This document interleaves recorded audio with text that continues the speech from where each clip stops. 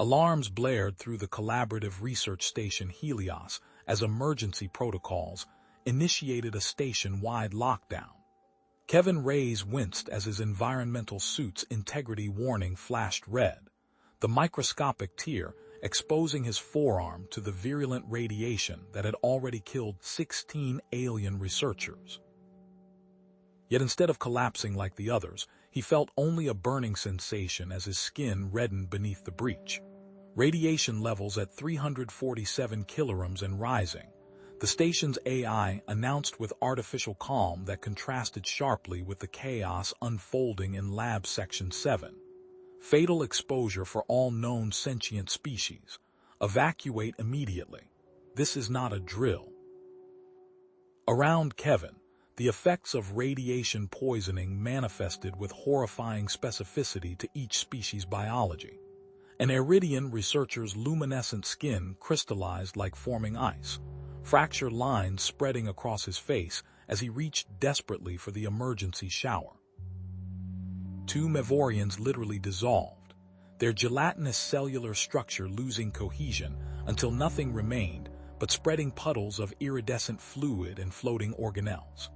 The Tarsi xenobiologist nearest to Kevin suffered the most visibly, her respiratory membranes rupturing in a violent spray of copper-colored fluid as she clawed at her throat, eyes bulging before she collapsed.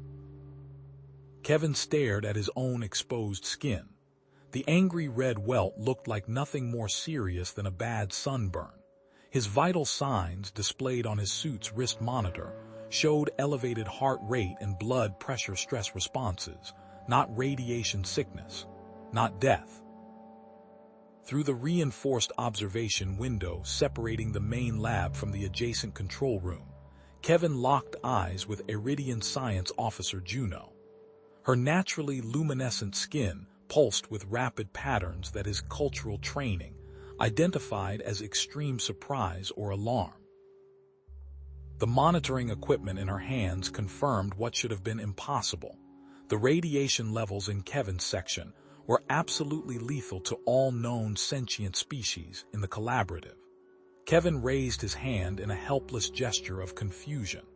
Juno's third eyelid flickered rapidly, the Iridian equivalent of blinking in disbelief.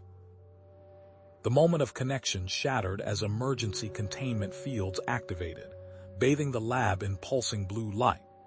3 station security officers in heavy radiation-proof suits burst through the decontamination chamber, weapons drawn. They moved with the awkward haste of beings terrified not just of the radiation, but of Kevin himself. Human subject contained, the lead officer reported, voice distorted through his helmet. Proceeding with isolation protocols. Kevin didn't resist as they escorted him with unnecessary force toward the medical quarantine.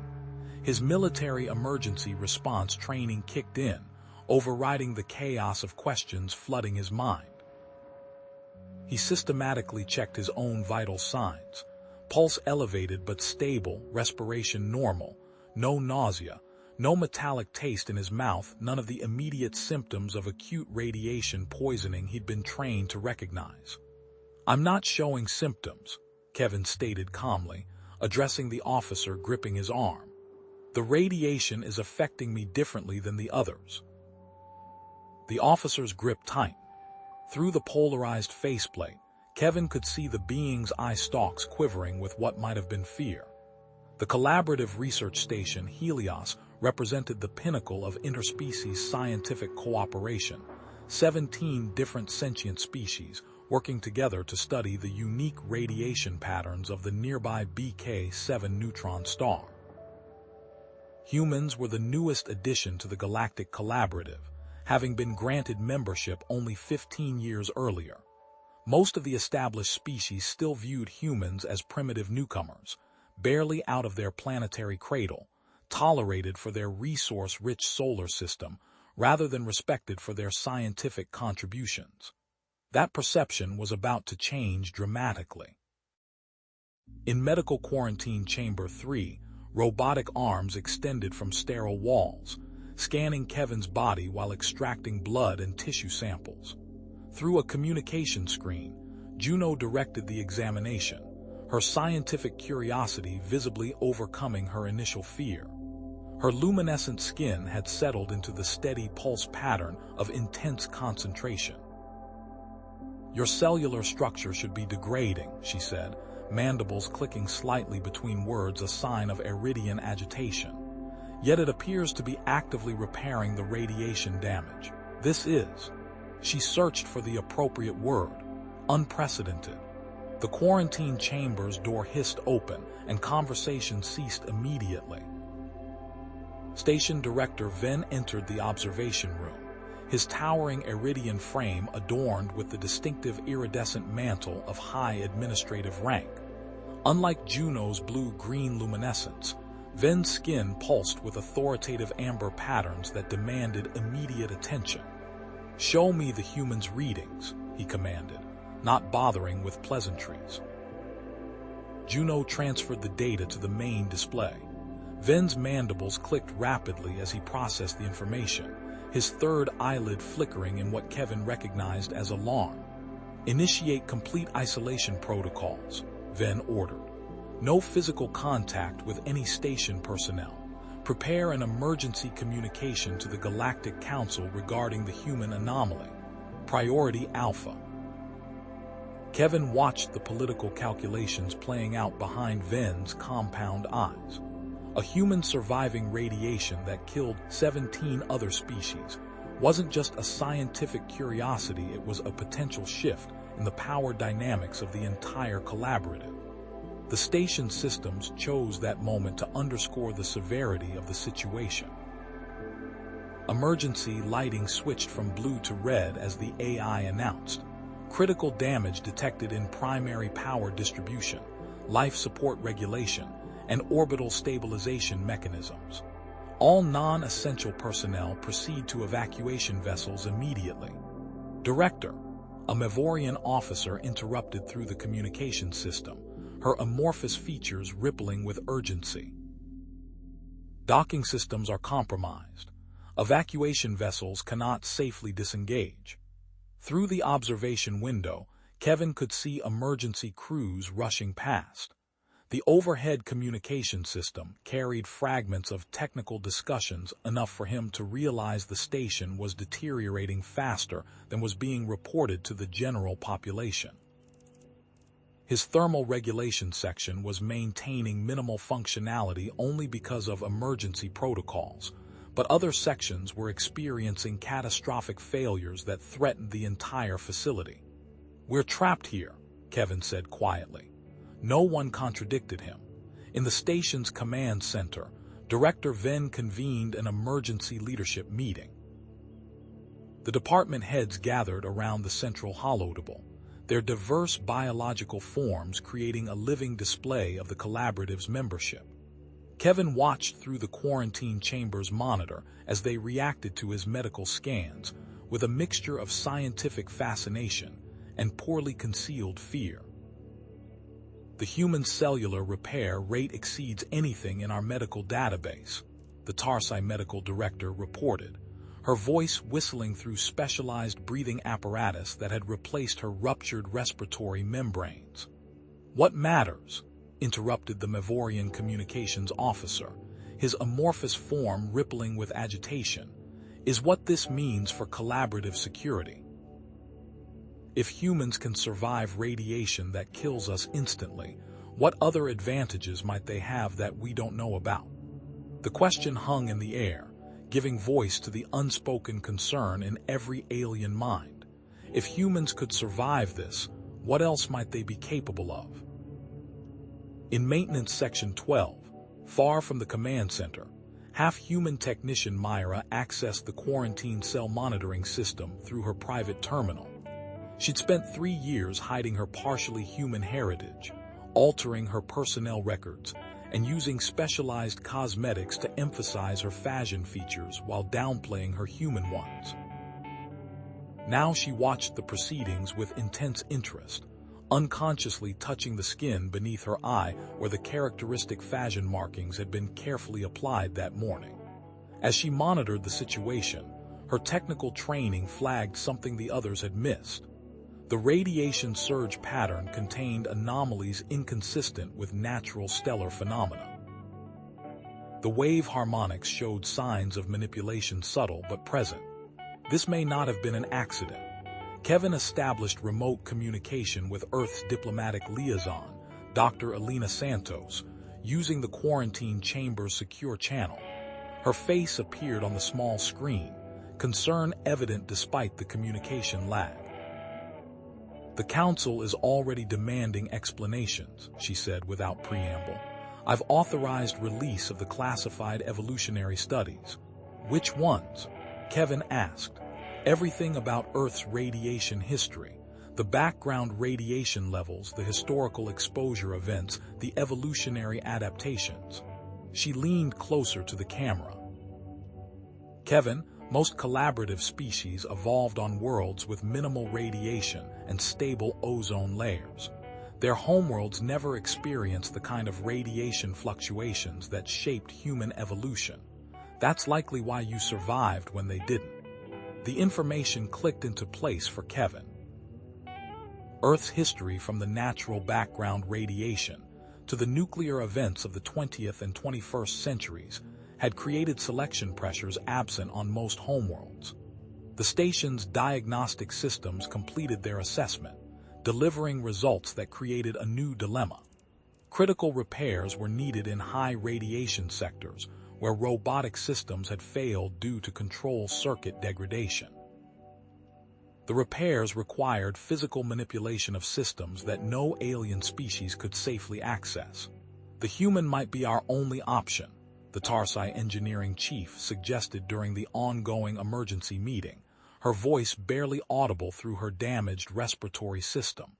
Director Ven's skin pulsed with patterns Kevin couldn't interpret. "The implications of using the humans' advantage are significant."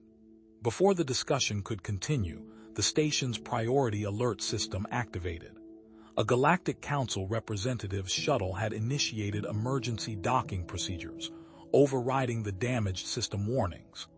The representative, T. Laren, entered the command center minutes later, still wearing a travel suit adapted for his serpentine Nathori physiology. His arrival revealed the speed at which news of Kevin's survival had spread, and the seriousness with which the Galactic Council viewed this development. "I demand immediate quarantine of all humans on this station," T. Laren announced without greeting. "All data regarding the human's survival must be transmitted securely to Council headquarters for analysis. No further tests are to be conducted without Council oversight."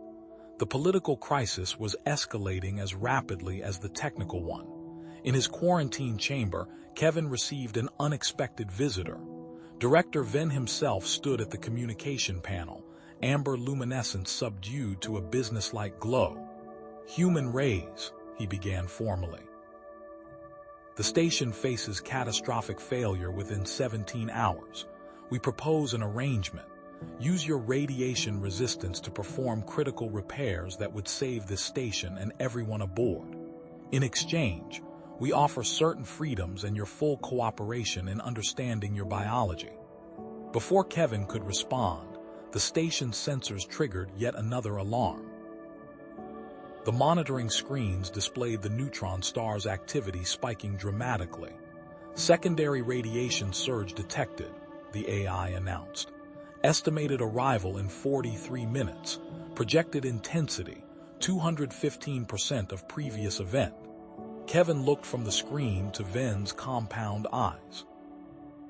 If the first surge had killed 16 researchers in protected areas, what would a surge more than twice as powerful do to the already damaged station? Time had just run out. Kevin weighed his options, feeling the eyes of the Iridian Leadership Council boring into him. The station's life support systems were failing in the radiation-flooded sections, and no one else could survive long enough to make the repairs. No one but him. "I'll do it," he said, meeting Director Ven's compound eyes. "But I'll need complete schematics of the damaged systems, not the sanitized versions you give to human technicians." Director Ven's translucent skin flushed a deeper blue. You will follow strict protocols, continuous monitoring through your suit systems, immediate reporting of all findings, no unauthorized access to sensitive areas. The human cannot be trusted with unrestricted movement, T. Laren interjected, mandibles clicking in agitation. We have no verification that his survival wasn't orchestrated. Kevin felt his face harden at him. With respect, counselor, I didn't ask to be the only one left standing when 16 of my colleagues liquefied from the inside out. The room fell silent. Juno stepped forward, her luminescent skin pulsing slightly, an iridian sign of grit Kevin had learned to recognize. I will personally oversee the human's mission from the nearest safe observation point, she announced. My expertise in radiation physics is essential for maximizing efficiency. T. Laren rose to his full height. Absolutely not. This is clearly a security matter. A piercing alarm cut through the chamber. The main view screen flickered to life, displaying orbital trajectory calculations outlined in red. Station orbital degradation has accelerated by 43%, the automated system announced. Collision with neutron star radiation belt projected in 72 hours. Director Ven's appendages fluttered in the iridian equivalent of a sigh. It seems we have no choice. Prepare the human for entry into Sec Doctor. 7B Dr. Juno, establish your observation post in Junction 6. T. Laren, you may monitor from the security center. 30 minutes later, Kevin stood at the sealed doorway to the first radiation zone, technicians attaching additional monitoring devices to his environmental suit. The standard-issue human protection gear was laughably inadequate against the levels he was about to face, but it was all they had. These dosimeters will transmit real-time readings, Juno explained, her voice calm and clinical despite the concern evident in her bioluminescent patterns. The levels beyond this door would liquefy iridian internal organs in approximately 7 seconds. Comforting, Kevin muttered. Your vital signs will be monitored continuously, she continued, ignoring his comment. At the first sign of critical radiation poisoning, we will extract you. And if I'm too far in, Juno's large eyes blinked slowly. Then we will have learned the limits of human radiation tolerance. The airlock cycled open, releasing a wave of heat that Kevin felt even through his suit. He stepped into the corridor, and the door sealed behind him with ominous finality. Radiation levels at 2700 rems and climbing, Juno's voice came through his helmet. Your suit integrity is already compromised. How do you feel? Kevin assessed his body as he moved deeper into the red-lit corridor. Warm, skin itching like a bad sunburn. He checked the dosimeter. This would kill an iridian instantly. It would kill most known sentient species, she replied. Proceed to Junction 7B42. The primary power couplings require manual recalibration. Kevin followed the schematics projected in his helmet display, navigating through the twisted corridor where emergency bulkheads had partially deployed during the initial radiation surge. The station's architecture, designed for the elongated iridian physique, made the journey awkward for his human frame. At the junction, he found the power coupling access panel. The metal around it had warped from heat, and the diagnostic panel showed catastrophic failure. I've reached the power couplings, he reported, prying open the panel. They're completely fried. As expected, Juno replied. You'll need to replace the primary conduits and hold on, Kevin interrupted, examining the damaged components. This doesn't look right. He pulled out a small tool from his kit and carefully extracted one of the melted conduits. The damage pattern was inconsistent, concentrated at specific points, rather than the uniform degradation radiation typically caused. These weren't damaged by ambient radiation, he said, mostly to himself. What was that? T. Laren's voice cut in sharply. Kevin hesitated for a fraction of a second. If sabotage was involved, anyone on the monitoring team could be responsible, including T. Laren. I said the radiation damage is worse than expected, he replied smoothly, discreetly photographing the evidence with his suit's camera. But I can bypass the primary conduits by rerouting through the secondary systems. He worked quickly, fingers moving with practiced precision despite the growing discomfort. His skin was reddening visibly where the suit offered least protection, but the pain remained manageable, nothing like the cellular disintegration the aliens had suffered. "Power coupling restored," he announced after 20 minutes of intense work. "Life support systems in this section should be back online." "Confirmed," Juno responded, a note of surprise in her voice. "Proceed to the next junction." As Kevin made his way through the station's irradiated arteries, his helmet display pinged with an incoming transmission. A small icon indicated it was coming through the diplomatic channel. "The secure Dr. Ini to Earth. Dr. Santos is transmitting data," Juno explained. "I've been consulting with Earth's radiation specialists." The display filled with genetic sequencing data and high Dr. Rickle radiation events. Dr. Alina Santos' voice came through, crisp and professional. "We've been analyzing the phenomenon since receiving your initial report," she explained. "Human radiation resilience isn't random. Earth's evolutionary history includes multiple significant radiation exposure events from ancient natural disasters to the nuclear testing era. These created unique selection pressures on human DNA repair mechanisms." Kevin scanned the data as he walked. "You're saying we evolved this way?" Combined with Earth's naturally higher background radiation compared to most habitable worlds, humans developed cellular resilience absent in species from more radiation-stable environments, Santos continued. "What you're experiencing is the result of millions of years of evolutionary pressure." T. Laren's voice cut in, sharp and demanding. "I require immediate sequencing of the human's genome and comparison against Earth's genetic database. We must determine if this radiation resistance is unique or common among humans." "That data is already being compiled," Santos replied coolly. "Transmit it to the Galactic Council immediately," T. Laren ordered. "Negative," Director Venn intervened.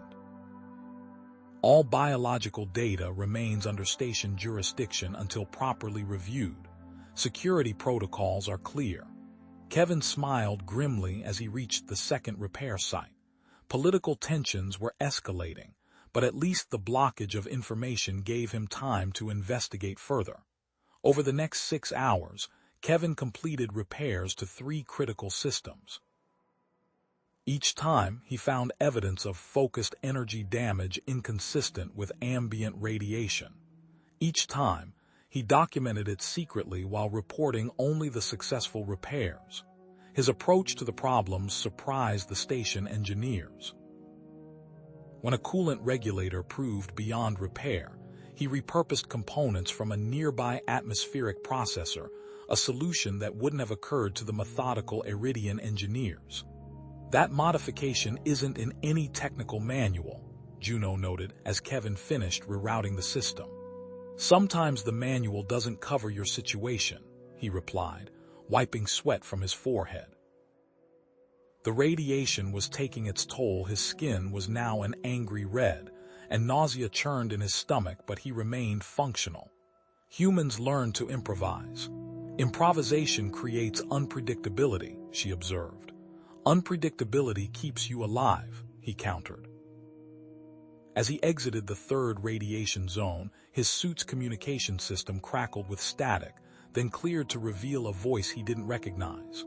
"Don't react," the feminine voice whispered. "I'm Myra, maintenance technician level 4, half-human," Mother sighed. "I've been analyzing the station's sensor logs. The radiation wasn't natural." Kevin kept his expression neutral, aware of the monitoring. "Go on. The patterns match deliberate amplification of the neutron star's output," Myra continued hurriedly. "Someone weaponized the radiation against the station.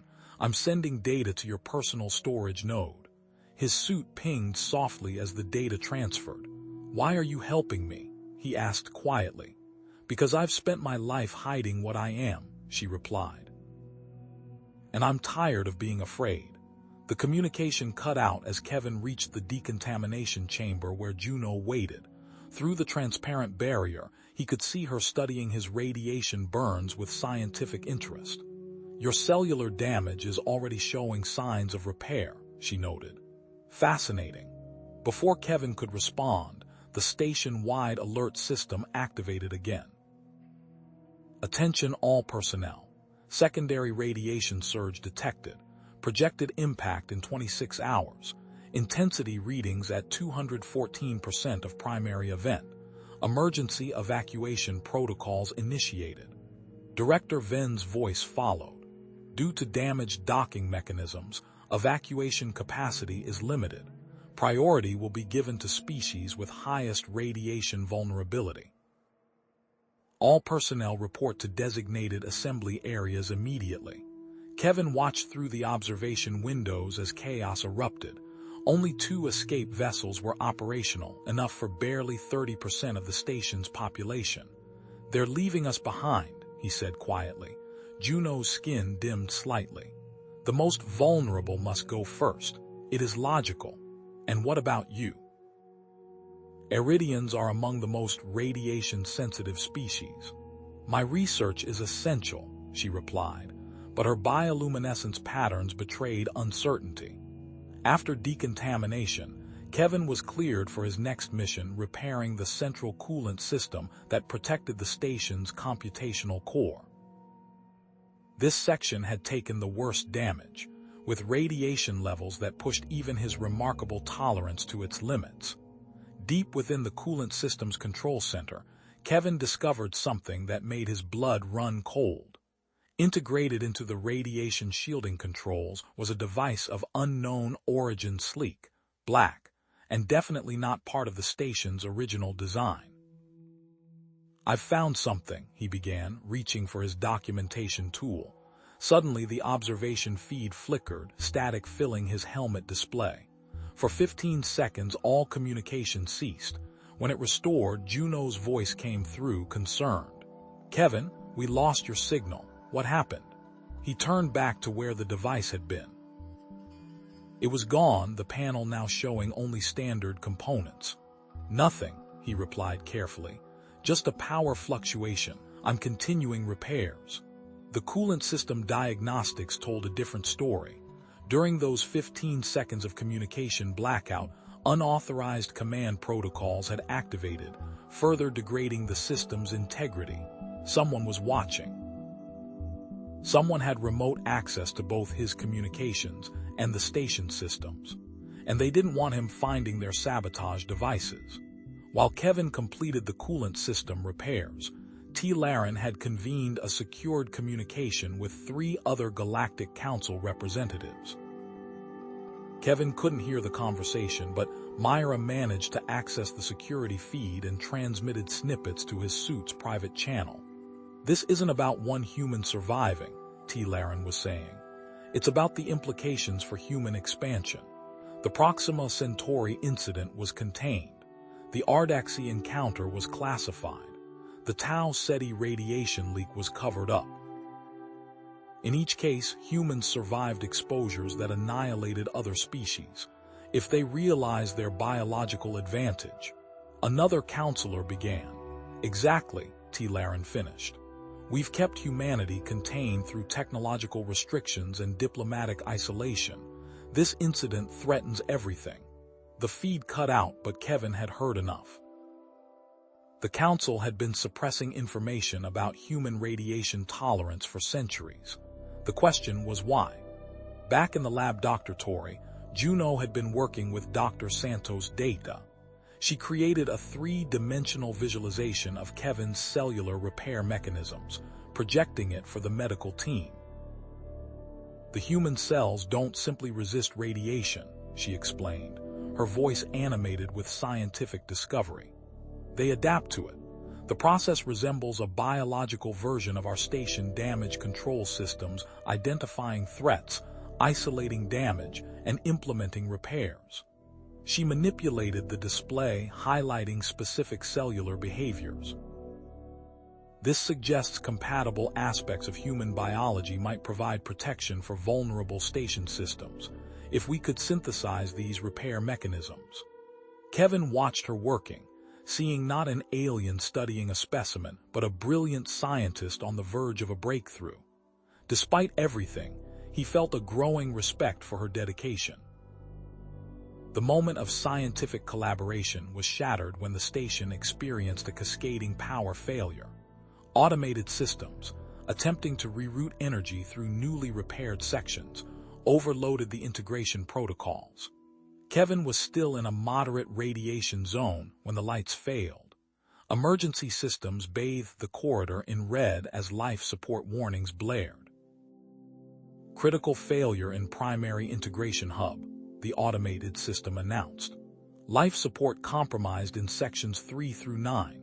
Without hesitation, Kevin sprinted toward the integration hub, guided by emergency lighting.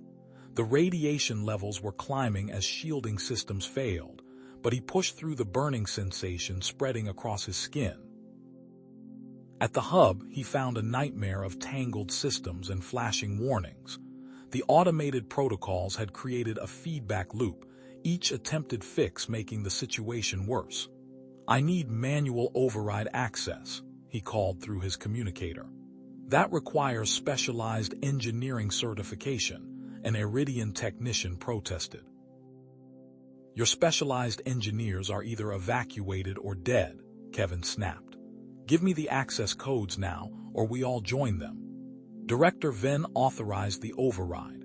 Kevin's fingers flew across the alien interface, his military emergency response training kicking in. He hadn't been trained specifically for Iridian systems, but the principles of emergency power management were universal. Within minutes, he had stabilized the critical life support systems.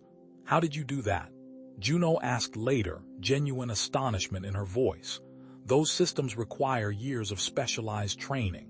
Humans cross-train," Kevin explained, wincing as medics treated his radiation burns. "When you might be the last person standing in an emergency, you learn a bit of everything." The brief moment of triumph was interrupted when Director Venn burst into the medical bay, his normally composed demeanor shattered.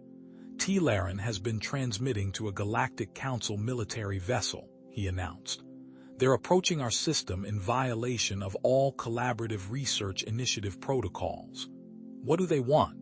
Kevin asked, though he suspected the answer. "They've reclassified our situation as a potential biosecurity threat," Venn replied grimly. "They're authorized to implement containment measures up to and including station quarantine or destruction." "They're coming for me," Kevin stated flatly. "Not just you," Venn corrected. "Any evidence of human radiation tolerance, including our research data."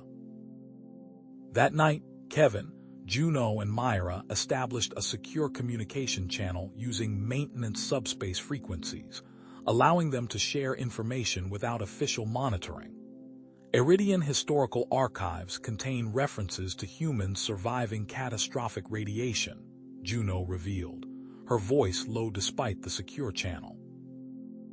3 centuries before official Earth-galactic relations, a human expeditionary force encountered the Ardaxi. There was a radiation containment failure, possibly deliberate. The Ardaxi called the surviving humans radiation eaters. "Why keep this secret?" Kevin asked. "Fear," Myra suggested. "If one species has a fundamental survival advantage over others, it disrupts the power balance," Juno finished. Their conversation was interrupted by a station-wide structural integrity alert. The reactor shielding was degrading at an impossible rate, suggesting active tampering rather than radiation damage. "At this rate, we have less than 10 hours before catastrophic containment failure," Juno calculated. "I need to get to the reactor core," Kevin decided. "Impossible," Juno objected. "Radiation levels there exceed even your demonstrated tolerance. It would be suicide." "Then we need to develop additional protection," he countered. "And we need to do it fast." While they worked on enhancing his protection gear, Juno continued analyzing Kevin's blood samples. What she found astonished her. Your cellular radiation adaptation is accelerating, she reported, displaying the analysis. Each exposure triggers more efficient repair mechanisms. Your body isn't just surviving the radi-doctor, it's learning from it. That confirms Dr. Santos' theory of adaptive radiation evolutionary response, Myra noted. It's been documented before. Where? Kevin asked. Myra hesitated, then accessed a secure terminal. I've been gathering restricted files. This is footage from Proxima Station, 27 years ago. The screen showed emergency crews responding to a radiation containment breach. 342 non-human personnel died instantly. The human crew members survived, despite massive exposure. The official report blamed equipment failure, Myra explained.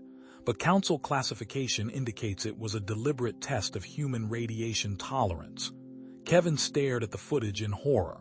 They experimented on us. They feared you, Juno corrected softly. Fear drives terrible decisions. Their planning was interrupted by a broadcast from the approaching Council vessel. Attention Collaborative Research Station Helios. Prepare for emergency evacuation under biosecurity protocols. All personnel will be transported to quarantine facilities. Human crew members must be sedated and placed in separate containment units for specialized transport. Director Ven's face hardened as he listened. They're not taking anyone into specialized transport, he declared. Especially not the humans who are keeping this station operational. As Kevin prepared for his desperate mission to the reactor core, fitting the enhanced protection gear Juno had developed, the station's sensors blared a final warning. Secondary radiation surge approaching station perimeter. Impact in 17 minutes. All personnel seek maximum shielding immediately. That's too early, Juno gasped. Our calculations gave us hours, not minutes. Before Kevin could respond, a violent tremor shook the station. Emergency bulkheads slammed down, but many failed due to previous damage. Catastrophic decompression alarms wailed as entire sections were exposed to space. Kevin found himself cut off from the safe sections, trapped in the most dangerous part of the station as radiation levels soared beyond anything previously recorded. He banged his head against the sealed bulkhead, knowing no one could reach him now. The pain was immediate and intense, radiation burning through his enhanced protection. He collapsed against the wall, expecting the end. But as the minutes passed, something extraordinary happened. The burning sensation began to change, transforming into a strange tingling that spread across his skin. Kevin pulled back his sleeve, staring in disbelief at his radiation-exposed arm. The wounds weren't just healing, they were adapting. His skin developed a faint, protective luminescence remarkably similar to Iridian biology. Through the observation window in the sealed bulkhead, Juno watched in scientific awe, her instruments recording the impossible transformation taking place before her eyes. Human cellular adaptation had just taken a quantum leap forward, and the galaxy would never be the same. Kevin froze as a strange sensation rippled across his forearm. The skin beneath his torn suit glowed with a faint blue-white luminescence, pulsing in rhythm with the radiation waves washing through the reactor section. He stared, transfixed, as the glow intensified when he moved closer to a damaged coolant pipe leaking radioactive gas. "What the hell?" he whispered, extending his arm toward the leak. The luminescence brightened, geometric patterns forming beneath his skin like living circuitry. A warm, tingling sensation spread up his arm, not painful but alien, as though his cells were awakening to something long dormant. Kevin felt the radiation flowing around him, through him, no longer an invisible deadly force but something he could almost see, almost touch. Cautiously, he focused his attention on the glow, willing it to intensify. The luminescence responded, brightening as if obeying his thoughts. When he directed his focus toward the leaking pipe, the radiation seemed to bend toward him, drawn to the patterns on his skin. It's absorbing it, he realized, watching radiation particles visibly flowing into the geometric patterns. His skin tingled pleasantly where the particles were absorbed, the energy dispersing harmlessly through his body. Kevin extended both arms now, deliberately drawing radiation from the surrounding area, watching in awe as the deadly energy flowed into him like water into a sponge. "Juno," he whispered into his communicator, "something's happening to me, I think. I think I can control the radiation somehow." In the station's command center, Director Ven's slender Iridian fingers danced across the security console, initiating emergency lockdown protocols.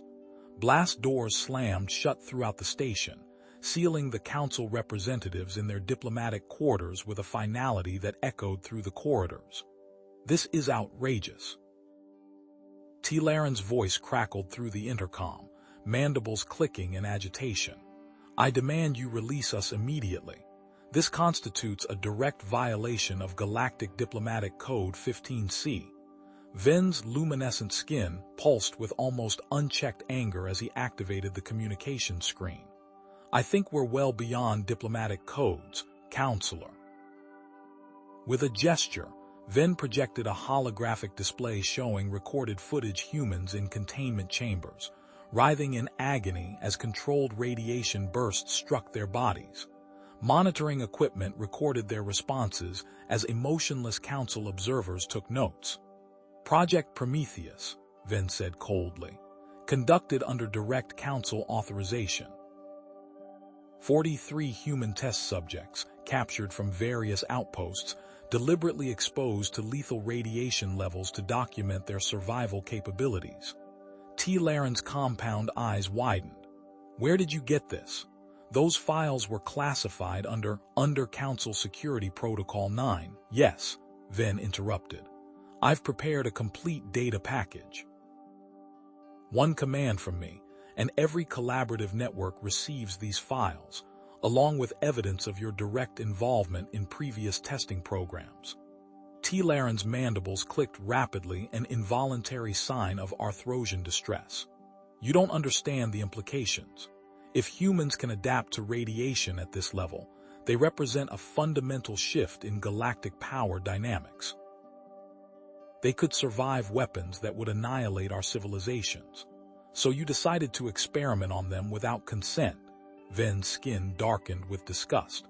"Prepare your evacuation procedures, Counselor, but know that you're not leaving this station without accountability." In the medical lab, Juno's eyes widened as Kevin's telemetry data streamed across her screens. Her delicate fingers traced the patterns forming in his cellular structure, recognition dawning in her expression. "Impossible," she whispered, comparing the patterns to ancient Iridian genetic archives.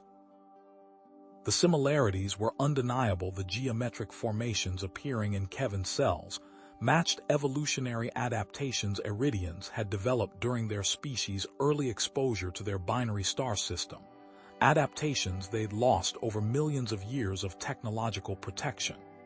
"Kevin," she transmitted, "your DNA contains sequences compatible with radiation adaptation. They're activating under stress, similar to ancient Iridian evolutionary responses, but through entirely different biological mechanisms." She rapidly programmed the molecular synthesizer, combining compounds derived from Kevin's earlier blood samples with Iridian biological catalysts. "The radiation should be killing you," she continued, watching his vital signs fluctuate with each radiation spike. "Instead, you're adapting to it, but there are limits. Reactor core levels will overwhelm even these adaptations." Her hands moved with urgent precision, combining elements in the synthesizer. "I'm developing a compound that should enhance this adaptation process. It could allow you to survive long enough to implement repairs." But she hesitated, checking the molecular simulation. "I don't know what other changes it might trigger in your physiology." The communication hub erupted with static as an override signal forced its way through station protocols.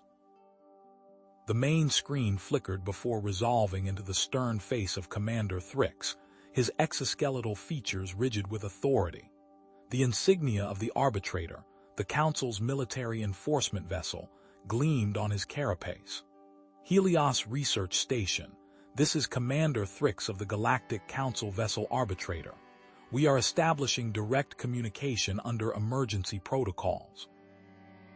The station's communication officer, a young Medusan, looked uncertainly toward Ven, who nodded grimly. By authority of Galactic Security Directive 37A, I demand immediate surrender of all human personnel for containment and study. Thrix's mandibles clicked with precision between words. Cooperation is mandatory. Resistance will be considered a threat to galactic security. Ven stepped forward. Commander, we have a critical reactor situation. Any boarding action could— Your situation is precisely why we're here, Director, Thrix interrupted. Our intelligence indicates human biological responses to the radiation event require immediate council oversight. Thrix's compound eyes gleamed coldly. You have 30 minutes to prepare all human personnel for transfer. If cooperation is not forthcoming, we are authorized to neutralize the station. Arbitrator out. As the screen went dark, the sensor officer's voice trembled. Director, they've launched boarding shuttles. Weapons systems active. Kevin moved through increasingly dangerous sections of the station, the radiation levels climbing beyond what any environmental suit could withstand. His skin now glowed with an intense blue-white light, the geometric pattern spreading across his torso and up his neck. He could see radiation flowing around him like currents in water, could feel it being drawn into his body and somehow processed, dispersed, neutralized. As he approached the reactor core, the radiation warning system screamed with alerts levels that should instantly kill any organic life. Yet Kevin felt only a pleasant warmth flowing through him, his new senses expanding with each step deeper into the radioactive heart of the station. The reactor chamber door opened to reveal a nightmare of engineering. The primary containment field flickered erratically, and attached to its main emitter was a device unlike anything Kevin had seen before, an elegant fusion of technologies from multiple species. Iridian photosynthetic components meshed with Arthrosian crystalline amplifiers and what appeared to be human-designed focusing arrays. Kevin approached the device carefully. Its purpose was immediately clear to his enhanced perception. It was deliberately designed to magnify and focus radiation from the neutron star, directing it precisely toward specific station sections. This was no accident, no natural disaster. Someone had engineered this crisis with methodical precision. Juno, he transmitted, I've found the source. This is deliberate sabotage, but it's sophisticated. Components from multiple species, including human technology. He studied the device, noting how precisely it was calibrated. This wasn't designed to destroy the station. It's focusing radiation on specific sections, the sections where humans were working. In Maintenance Section 12B, Myra's hands moved with practiced efficiency, connecting salvaged communication equipment into a makeshift secure hub.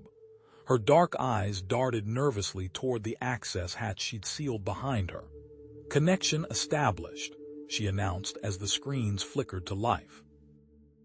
Kevin's glowing face appeared on one screen, Juno on another, and on the third Doctor, a woman with the insignia of Earth Central Command, Dr. Santos, her expression grave as she took in Kevin's transformed appearance. "Oh my God," Santos whispered. "It's happening again." "Again?" Kevin demanded. "You know about this?" Santos nodded, typing rapidly. "Transmitting classified files now. Project Prometheus, a council initiative studying human radiation adaptation, following an incident at Proxima Centauri 7 years ago. 3 maintenance workers survived radiation levels that killed everyone else at the outpost." Images flashed across the screen's humans in isolation chambers, their skin developing the same luminescent patterns now covering Kevin's body. The Council terminated the project when test subjects developed capabilities that frightened them, Santos continued. Enhanced perception, radiation manipulation, and eventually the integration phenomenon. Integration phenomenon? Kevin asked. The ability to interface with technology through radiation frequencies, Santos explained. The subjects could control systems without physical contact, interpreting and manipulating electromagnetic fields directly. Kevin stared at his glowing hands. That's what's happening to me. Santos nodded grimly. The Council classified humans as a potential threat after that. They've been looking for ways to study these adaptations without triggering a diplomatic incident with Earth. So they engineered this crisis, Juno concluded, her luminescent skin pulsing with anger. They wanted to observe human adaptation in a controlled environment. And now they're coming to collect their test subject, Myra added, checking the security feed showing approaching Council shuttles. The station shuddered as the first boarding shuttles attached to outer docking rings. Security feeds showed Council forces in specialized containment gear deploying into the station, their equipment far beyond standard rescue operations. Those are biological containment units, Juno observed, watching the feeds in her lab, and suppression technology designed specifically for neural dampening. They're not here for rescue, Ven confirmed from the command center. Sensor scans show specialized equipment for capturing and containing living specimens. Kevin watched the feeds through his enhanced perception, noting energy signatures around the Council troops' weapons. They're carrying radiation-shielded containment fields. They came prepared to capture humans exposed to radiation. The boarding teams moved with practiced efficiency, bypassing standard evacuation protocols and heading directly toward Kevin's last known location. Behind them came floating spherical drones that scanned continuously, ignoring alien life signs and focusing their sensors specifically for human biological signatures. They're hunting us, Kevin realized. Not rescuing hunting. At the reactor core, Kevin faced 3 critically damaged coolant regulators, their control systems fried by radiation exposure. Station diagnostics showed catastrophic failure imminent. All 3 regulators needed simultaneous recalibration to prevent meltdown, an impossible task for one person under normal circumstances. The radiation levels here were crushing even with his adaptation. Kevin felt the pressure of it, like standing beneath an ocean of energy. His skin blazed with light now, the geometric patterns pulsing rapidly as they processed the radiation flooding his body. Remembering Santos' words about the integration phenomenon, Kevin placed his hands near the control panel without touching it. He closed his eyes, focusing on the radiation flowing between him and the systems, trying to sense the electromagnetic pathways, the data flowing through radiation-fried circuits. At first, nothing happened. Then, like tuning into a frequency, Kevin felt a connection form, the system's operations becoming visible in his mind as patterns of energy and information.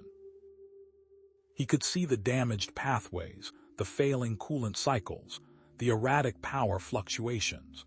With growing confidence, Kevin extended his awareness to all 3 regulators simultaneously, using radiation itself as a conduit for his consciousness.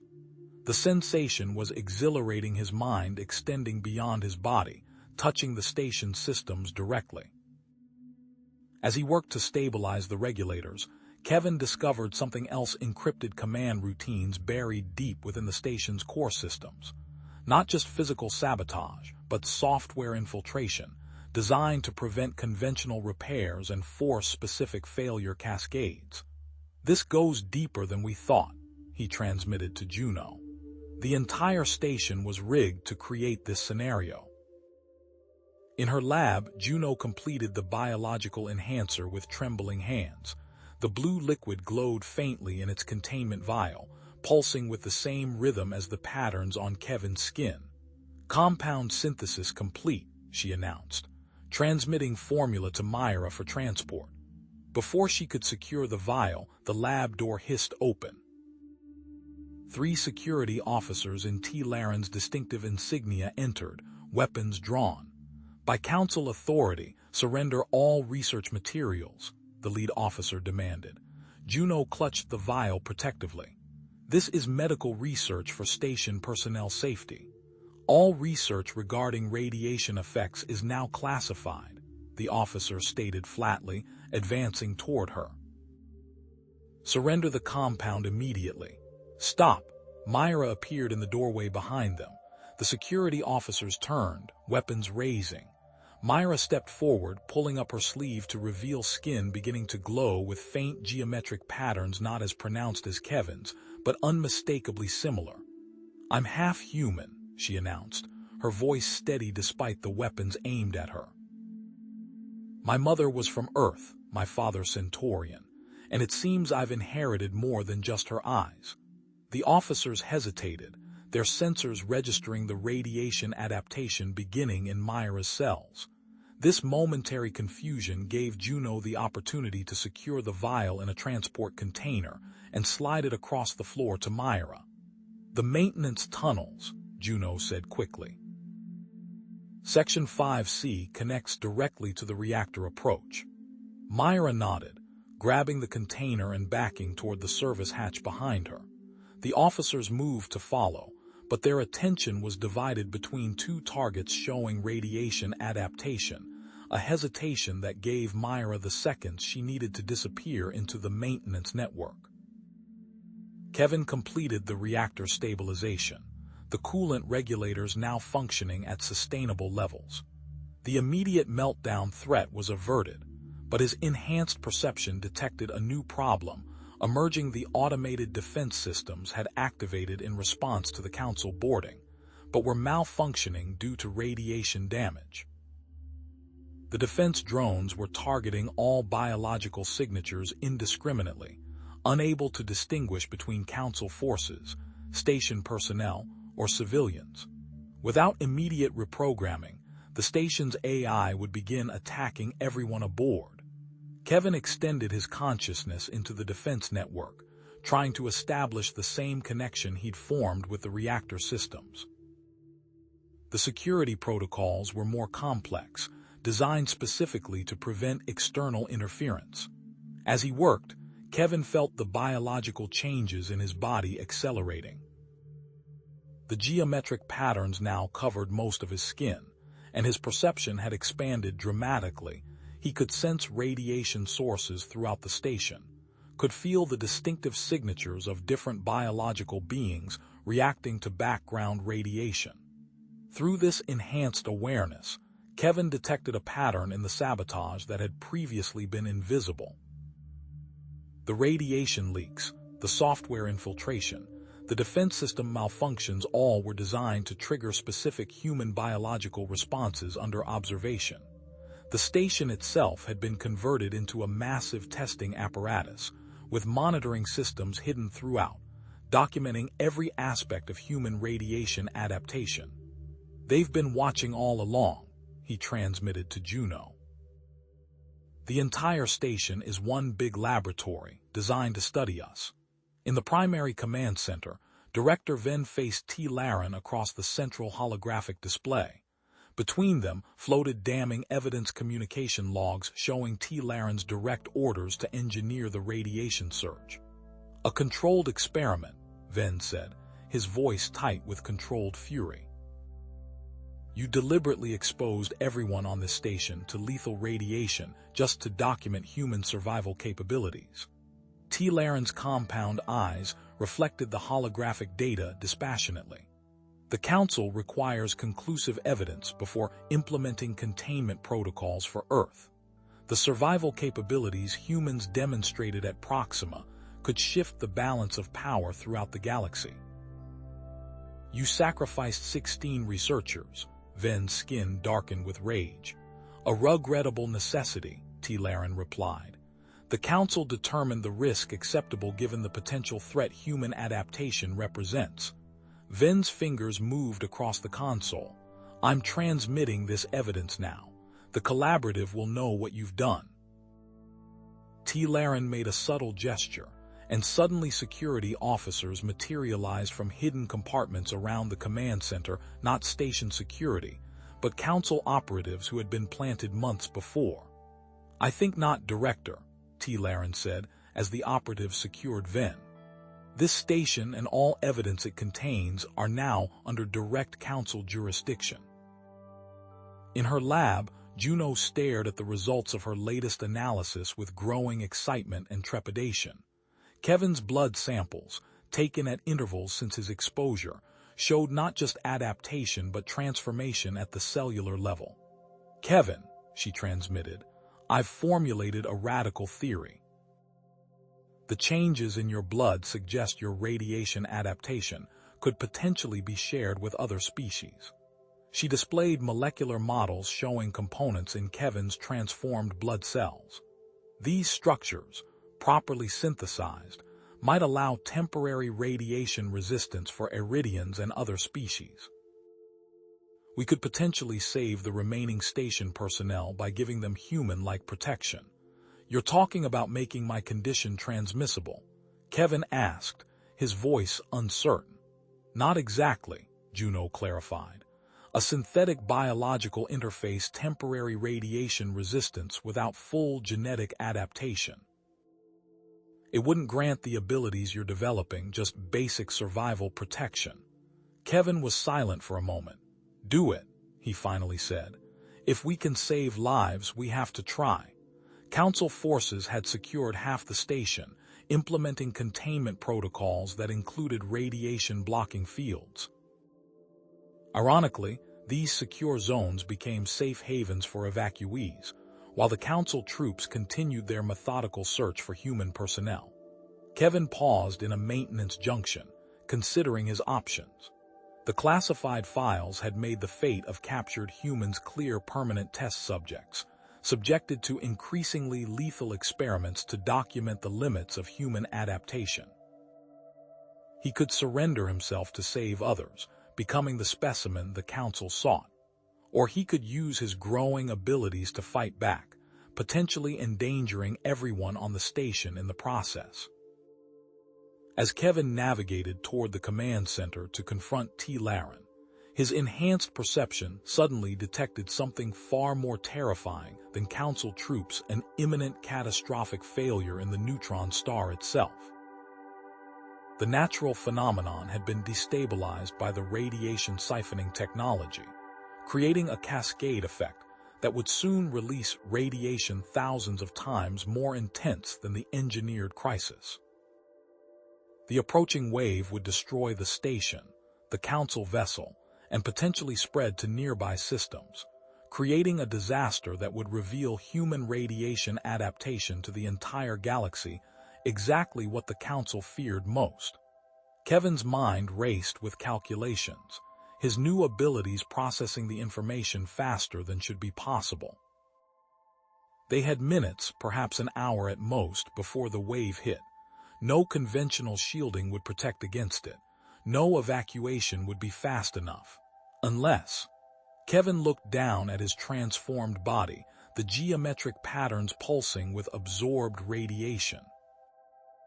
He had become what the Council feared most: a human evolved beyond their understanding, adapted to survive what killed every other species. Now he had to decide whether to use that power to save those who had tried to exploit him, or to let the coming wave deliver a harsh lesson about the consequences of treating humans as laboratory specimens. Alarms screamed through the station as radiation sensors flashed from yellow to deep crimson across every monitor. Kevin's eyes narrowed, his pupils dilating strangely as he stared at the incoming data. The numbers meant nothing to him, yet somehow he understood everything they represented. He could see it, not just intellectually comprehend, but literally perceive the radiation waves rippling toward them like concentric rings in water. "This isn't right," he murmured, fingers tracing patterns across the holographic display that no one else seemed to notice. "The destabilization is accelerating exponentially. These aren't natural decay patterns." Juno leaned closer, her luminescent skin dimming with concern.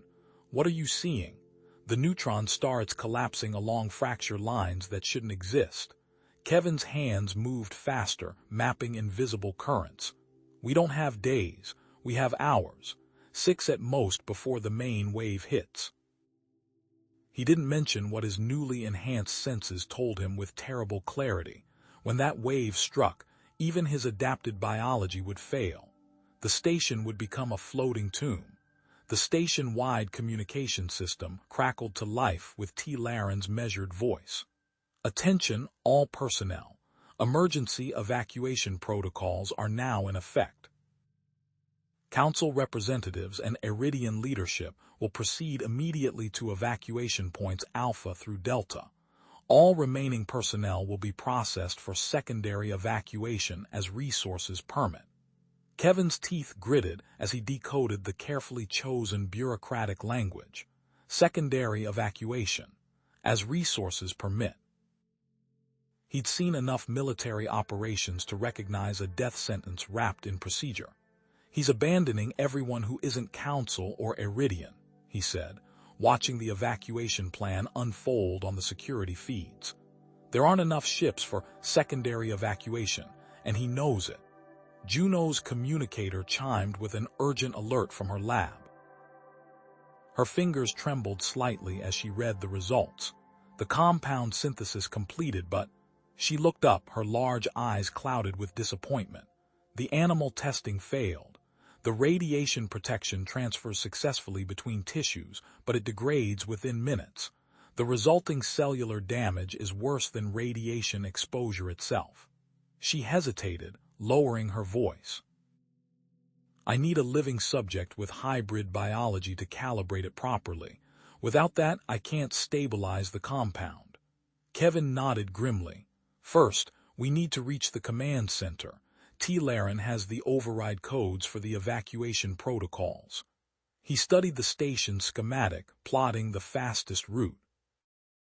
If we can redirect some of the Council transports, you won't get within 50 meters of the command center, Juno warned. T. Laren has deployed specialized containment teams with radiation-dampening technology specifically designed to neutralize you. Kevin's lips curved into a humorless smile. Let's test that theory. The Council security operatives moved with practiced precision, their specialized containment gear humming with energy fields designed to suppress radiation.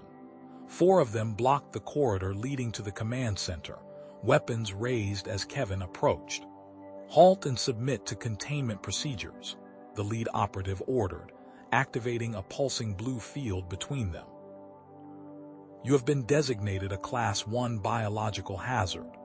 Kevin felt something strange stirring beneath his skin, a heat that had nothing to do with temperature, a pressure building with nowhere to go. The radiation he'd absorbed wasn't just changing him, it was accumulating, concentrating. I need to speak with T. Laren, he said, taking another step forward. People are going to die if we don't expand the evacuation. Final warning, submit or we will use force. When the first containment net launched toward him, Kevin acted on pure instinct. He raised his hand, and the pressure beneath his skin released in a focused burst. A visible wave of energy shimmering like heat distortion, but tinged with the same blue glow that had begun to manifest in his veins pulsed outward. The containment net disintegrated. The security team's equipment sparked and failed, circuits overloaded by the concentrated radiation pulse. The operatives themselves staggered backward, their protective suits suddenly flashing warning indicators. Kevin stared at his hand in shock. He hadn't just resisted their technology, he'd weaponized the very radiation they feared. That's not possible, one operative gasped, backing away. No adapted human has ever projected radiation. Before Kevin could process what he'd done, a voice called from a maintenance access panel behind him. This way, quickly. He turned to find Myra gesturing urgently from the partially open panel. He ducked inside just as reinforcements rounded the corner, sealing the panel behind them. How did you find me? Kevin asked as they crawled through the narrow maintenance tunnel. Juno sent me. She needs you back at the lab immediately." Myra's voice was tight with urgency. She thinks she's found a solution for the compound stability issue, but she needs a test subject. "Who would me?" Myra stopped crawling and turned to face him in the cramped space. "I'm volunteering." Kevin studied her face, confused. "But you're Iridian. The compound is designed to merge human radiation resistance with Iridian biology." Myra's luminescent patterns flickered in what Kevin had come to recognize as the Iridian equivalent of a bitter smile. "I'm both. Half human, half Iridian. My mother was a xenobiologist who fell in love with a human engineer. The Council doesn't exactly approve of such relationships. They're systematically suppressed. I've hidden my hybrid status my entire life." Understanding dawned on Kevin. "That's why you've been helping us. You're caught between both worlds."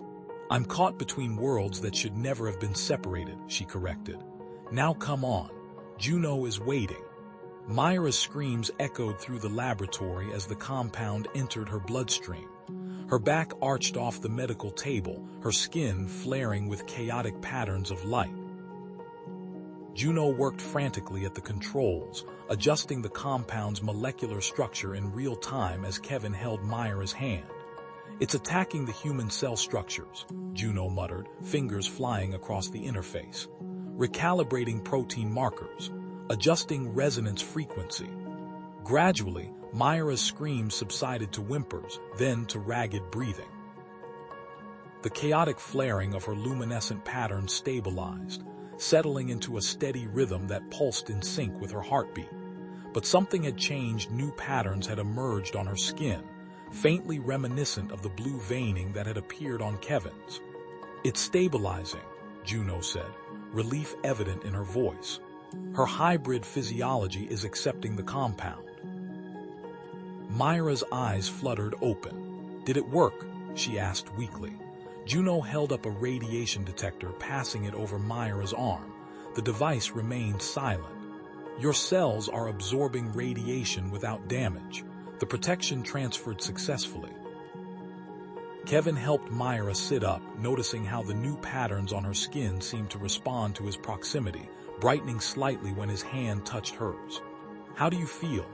"Different," she said, flexing her fingers experimentally. "Stronger, but strange, like I can feel energy moving around me."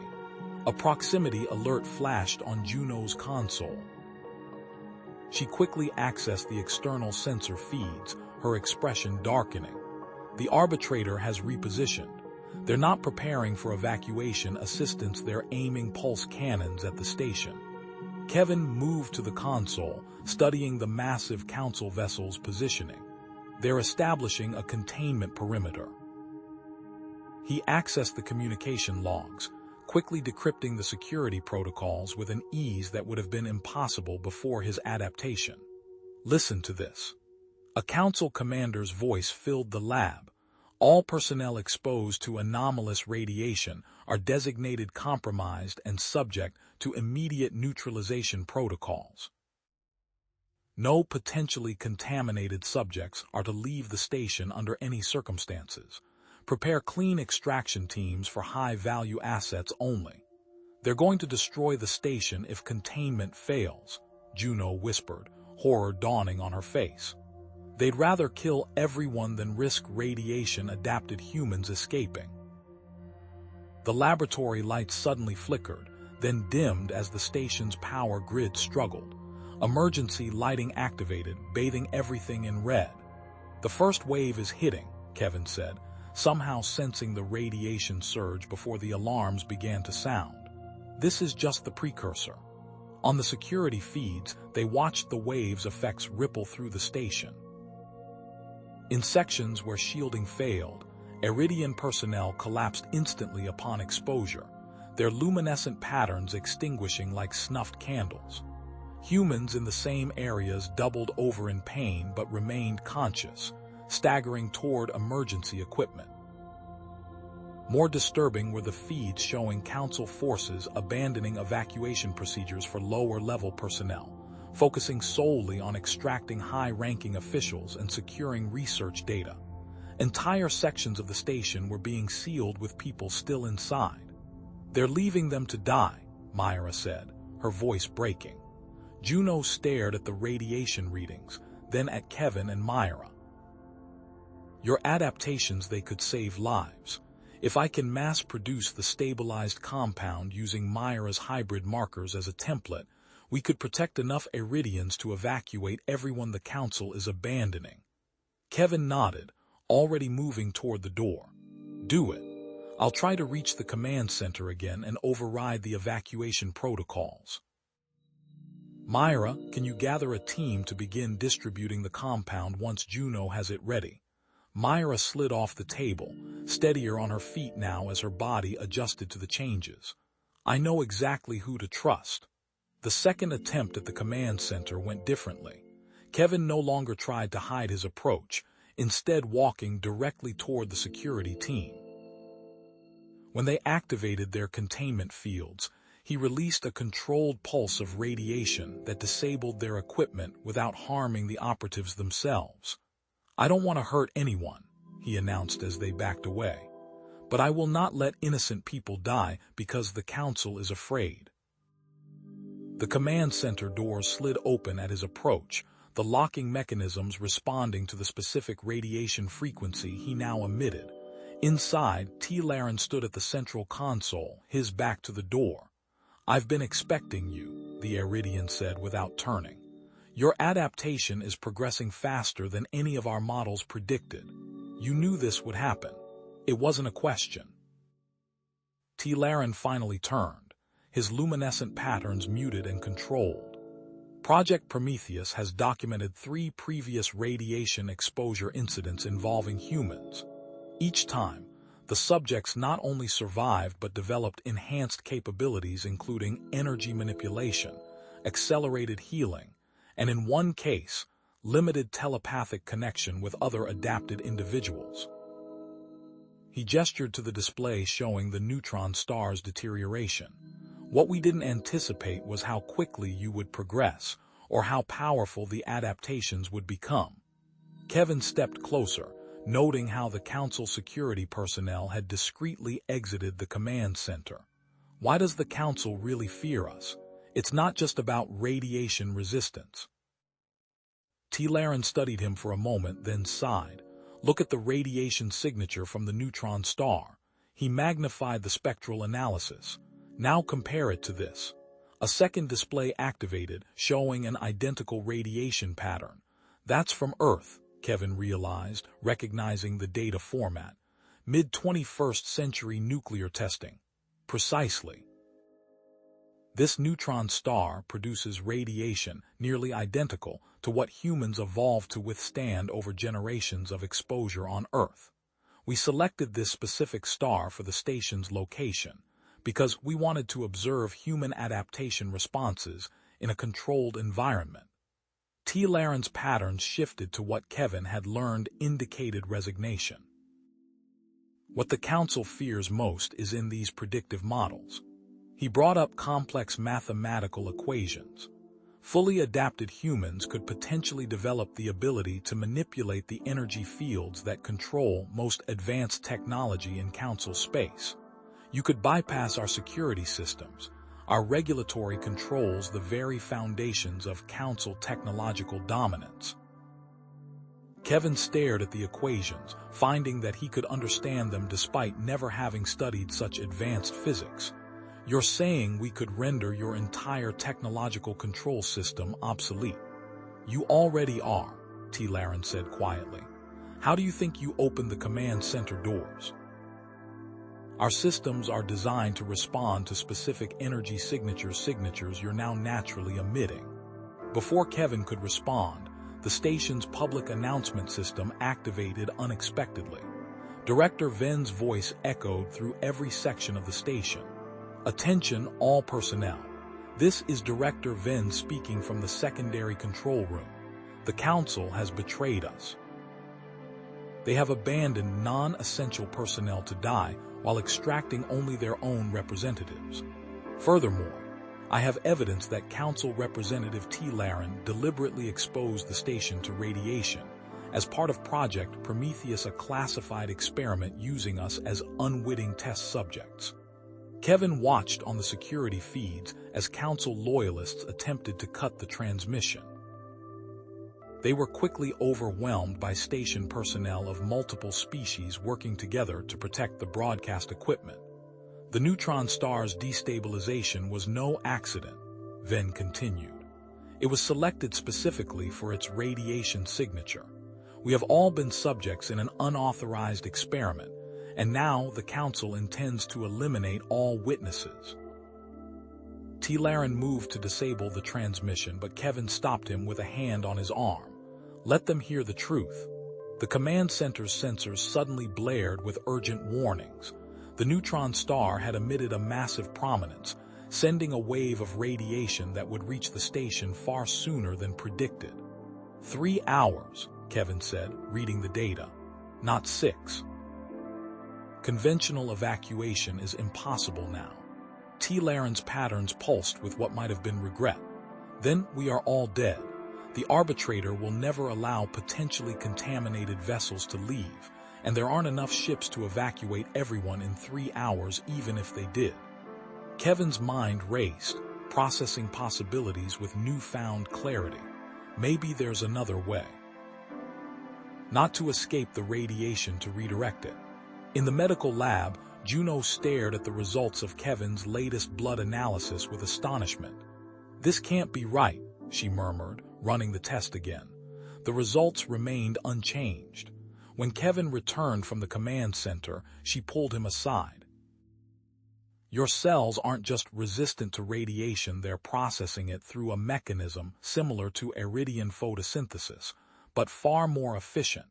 You're not just withstanding the radiation, you're absorbing it and converting it to cellular energy. She displayed the microscopic imagery. Theoretically, a sufficiently adapted human could not just survive the approaching radiation wave but potentially absorb and redirect it. Kevin nodded slowly. That's what I was thinking in the command center. The station's power distribution hub connects to every section. If I could position myself there when the wave hits, you'd try to act as a conductor. Juno's patterns flared with alarm. The levels would be far beyond what any human has ever survived. We have no idea what would happen to you. We know exactly what happens if I don't try, Kevin countered. Everyone dies. Their discussion was interrupted as Council forces attempted to breach the lab. Myra, who had been organizing distribution of the protection compound, immediately led a defense team of hybrid and radiation-protected personnel to repel them. The compound had created the first multi-species team immunized against radiation, fighting together to protect their only chance at survival. As the Council forces retreated, station sensors detected the arbitrator beginning emergency departure procedures. The massive vessel was abandoning its position, taking evacuated Council personnel, but leaving behind the specialized transport vessels that could have saved the remaining station inhabitants. Kevin watched on the monitors as T-Laren attempted to board the departing Council ship, only to be physically blocked by his own colleagues. The Iridian stood alone on the docking platform as the ship sealed its airlock and detached. They've abandoned even their own representative, Myra said, returning from the defense of the lab. Kevin turned to the others. We need to establish a command structure if we're going to have any chance. Juno, you understand the science. Myra, you can coordinate between species. Director Venn has administrative access. And you're going to try something incredibly dangerous and probably stupid. Juno finished for him, her patterns showing a mixture of fear and admiration. I'm going to channel the radiation through the station's power systems, Kevin confirmed. If I can create a controlled pathway for the energy, I might be able to direct it away from inhabited sections. Myra looked skeptical. Is that even possible? Theoretically, Juno said. His adapted cells are functioning as energy converters, but the radiation levels in the approaching wave. She trailed off, unable to complete the thought. Will likely kill me, Kevin finished matter-of-factly. "But they'll definitely kill everyone if we do nothing." The station shuddered as the radiation wave's precursor effects caused widespread system failures. The automatic countdown to structural failure initiated, its mechanical voice dispassionately announcing the time remaining until catastrophic collapse. Kevin looked at the faces around him, Iridian, human, and hybrid, all united in this desperate moment. "Let's get to work. We have less than 3 hours to prepare." As they moved toward the power distribution hub, Kevin felt the radiation inside him responding to his purpose, the blue patterns beneath his skin glowing brighter. Whatever happened next, humanity had already changed the equation. The Council's fear had been justified not because humans were a threat, but because they represented a future beyond control. The neutron star's deadly prominence approached, its energy wave visible now even to unenhanced eyes as a distortion rippling through space toward the station. Kevin took his position at the center of the power distribution hub, connecting himself to the station's systems both physically and through his newfound abilities to interact with energy fields. "Ready when you are," he said into his communicator, as the countdown reached its final minutes and the wave of deadly radiation closed the distance to the station. Kevin positioned himself within the station's main power distribution hub, his body tense as technicians attached monitoring equipment to his chest and temples. The circular chamber hummed with energy, its walls lined with conduits glowing an ominous blue. Through the observation window, Juno directed her team of Iridian scientists, their luminescent skin casting eerie patterns across their workstations. "Neural mapping online," one of the Iridians announced, their voice deliberately calm. "Cellular degradation monitors active." Kevin met Juno's gaze through the glass. "Let's not wait for an engraved invitation." Juno nodded once, her movements precise and controlled despite the fear evident in her eyes. Initiating radiation channeling in 3, 2, 1. The first wave hit Kevin like a physical blow. His muscles seized as radiation flooded the chamber, levels climbing far beyond what even his adapted physiology could comfortably handle. He bit down on the scream building in his throat, tasting blood as his teeth punctured his lower lip. The pain transcended anything he'd experienced, like being simultaneously burned and frozen, torn apart and crushed together. "His cellular structure is changing," an Iridian technician reported, voice rising in pitch. "The radiation isn't just being absorbed, it's being incorporated." Through watering eyes, Kevin saw his skin beginning to change. Intricate patterns formed across his forearms, geometric lines that glowed with the same blue luminescence as Iridian biology, but where Iridian patterns flowed like water, these formed with mathematical precision, more like circuit boards than organic structures. "Radiation absorption at 130% of projected maximum," another technician called out. "He should be dead." "How is this possible?" Juno pressed closer to the glass. "Because we underestimated them. Again." Throughout the station, emergency teams moved with coordinated precision. Myra, her half-human heritage now openly acknowledged, led distribution teams through radiation-flooded corridors. The compound Juno had developed granted temporary radiation resistance to non-humans, creating unprecedented cooperation between species that had never worked side by side before. 2 more Iridians trapped in hydroponics Section 7, came a report over the emergency channel. Radiation levels at 340 rems and climbing. Without hesitation, 3 human technicians volunteered, injecting themselves with stabilizers before entering the contaminated zone. Their environmental suits wouldn't last long at those radiation levels, but they moved without hesitation.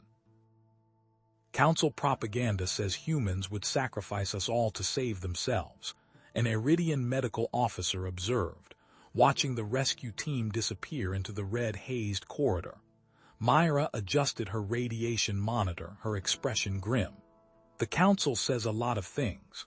Watch what we do, not what they say we'll do. Station communications buzzed with similar reports: humans entering high radiation zones to extract trapped non-humans, working alongside temporarily protected Iridians to repair critical systems. Each act of cooperation directly contradicted the narrative of human selfishness and aggression that Council information channels had propagated for decades.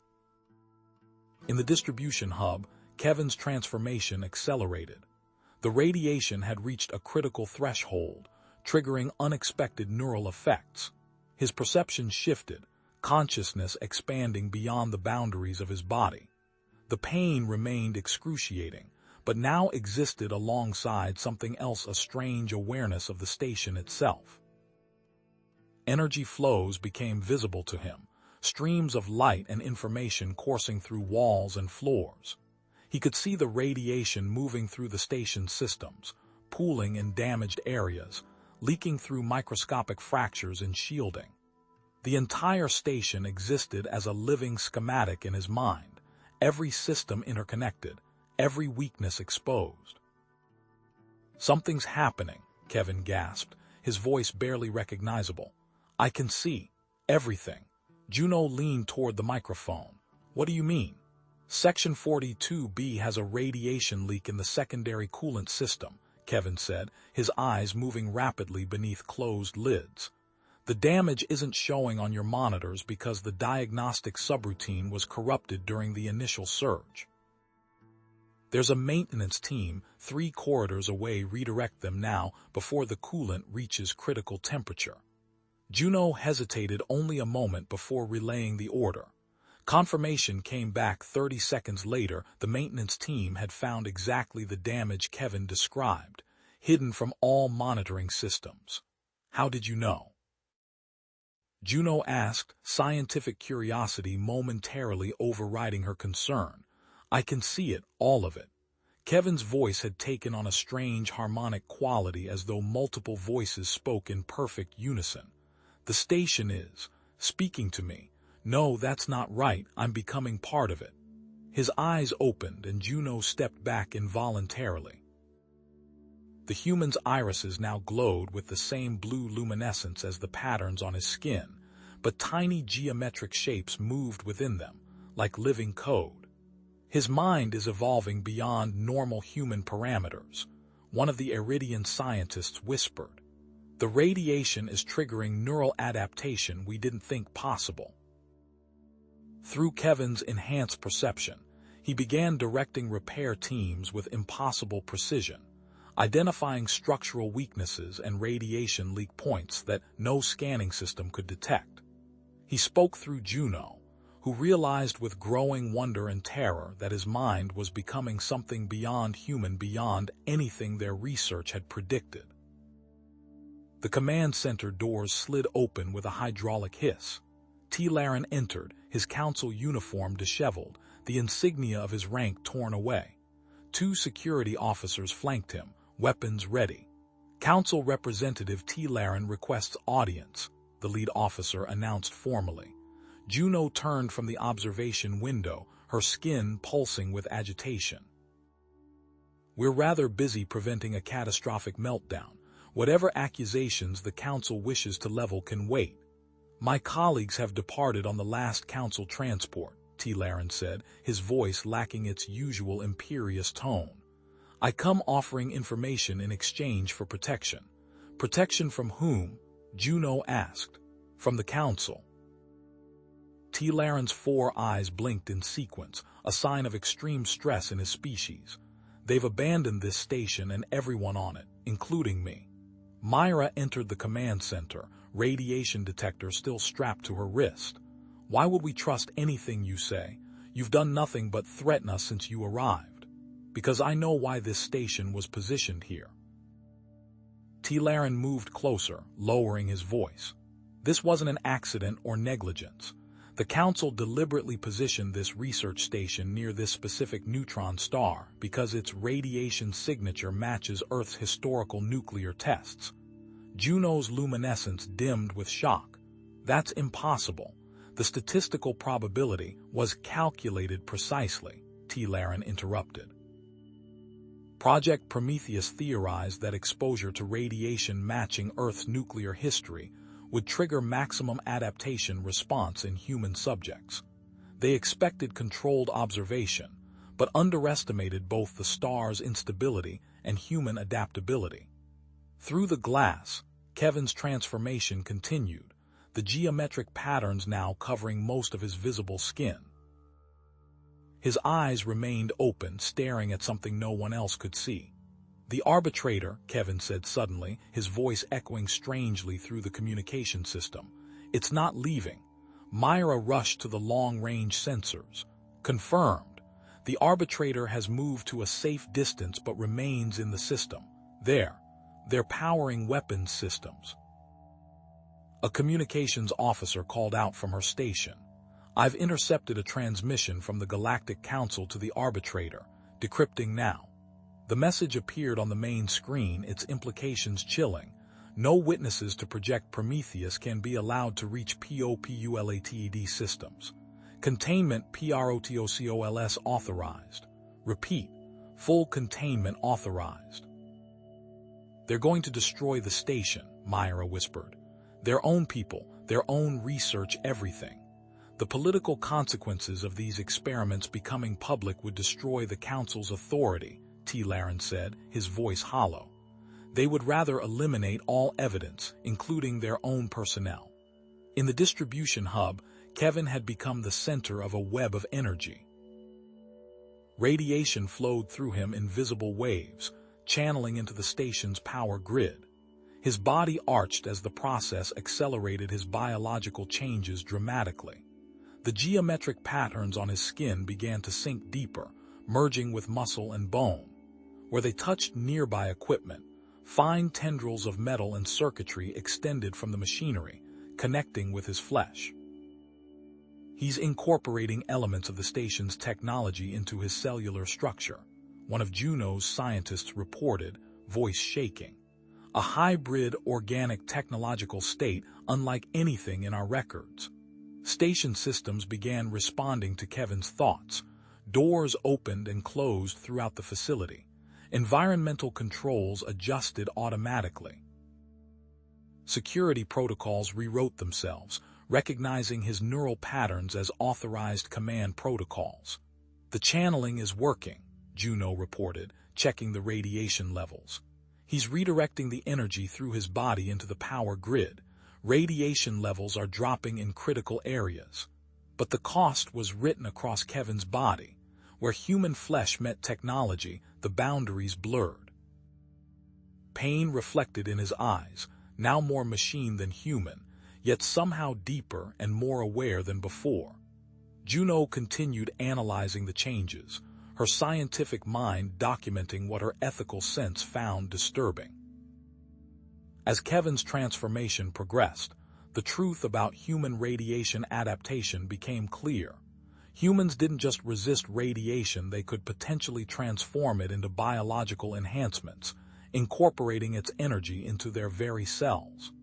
"The Project Prometheus files," she said, reviewing data streaming from Kevin's connection to the station systems.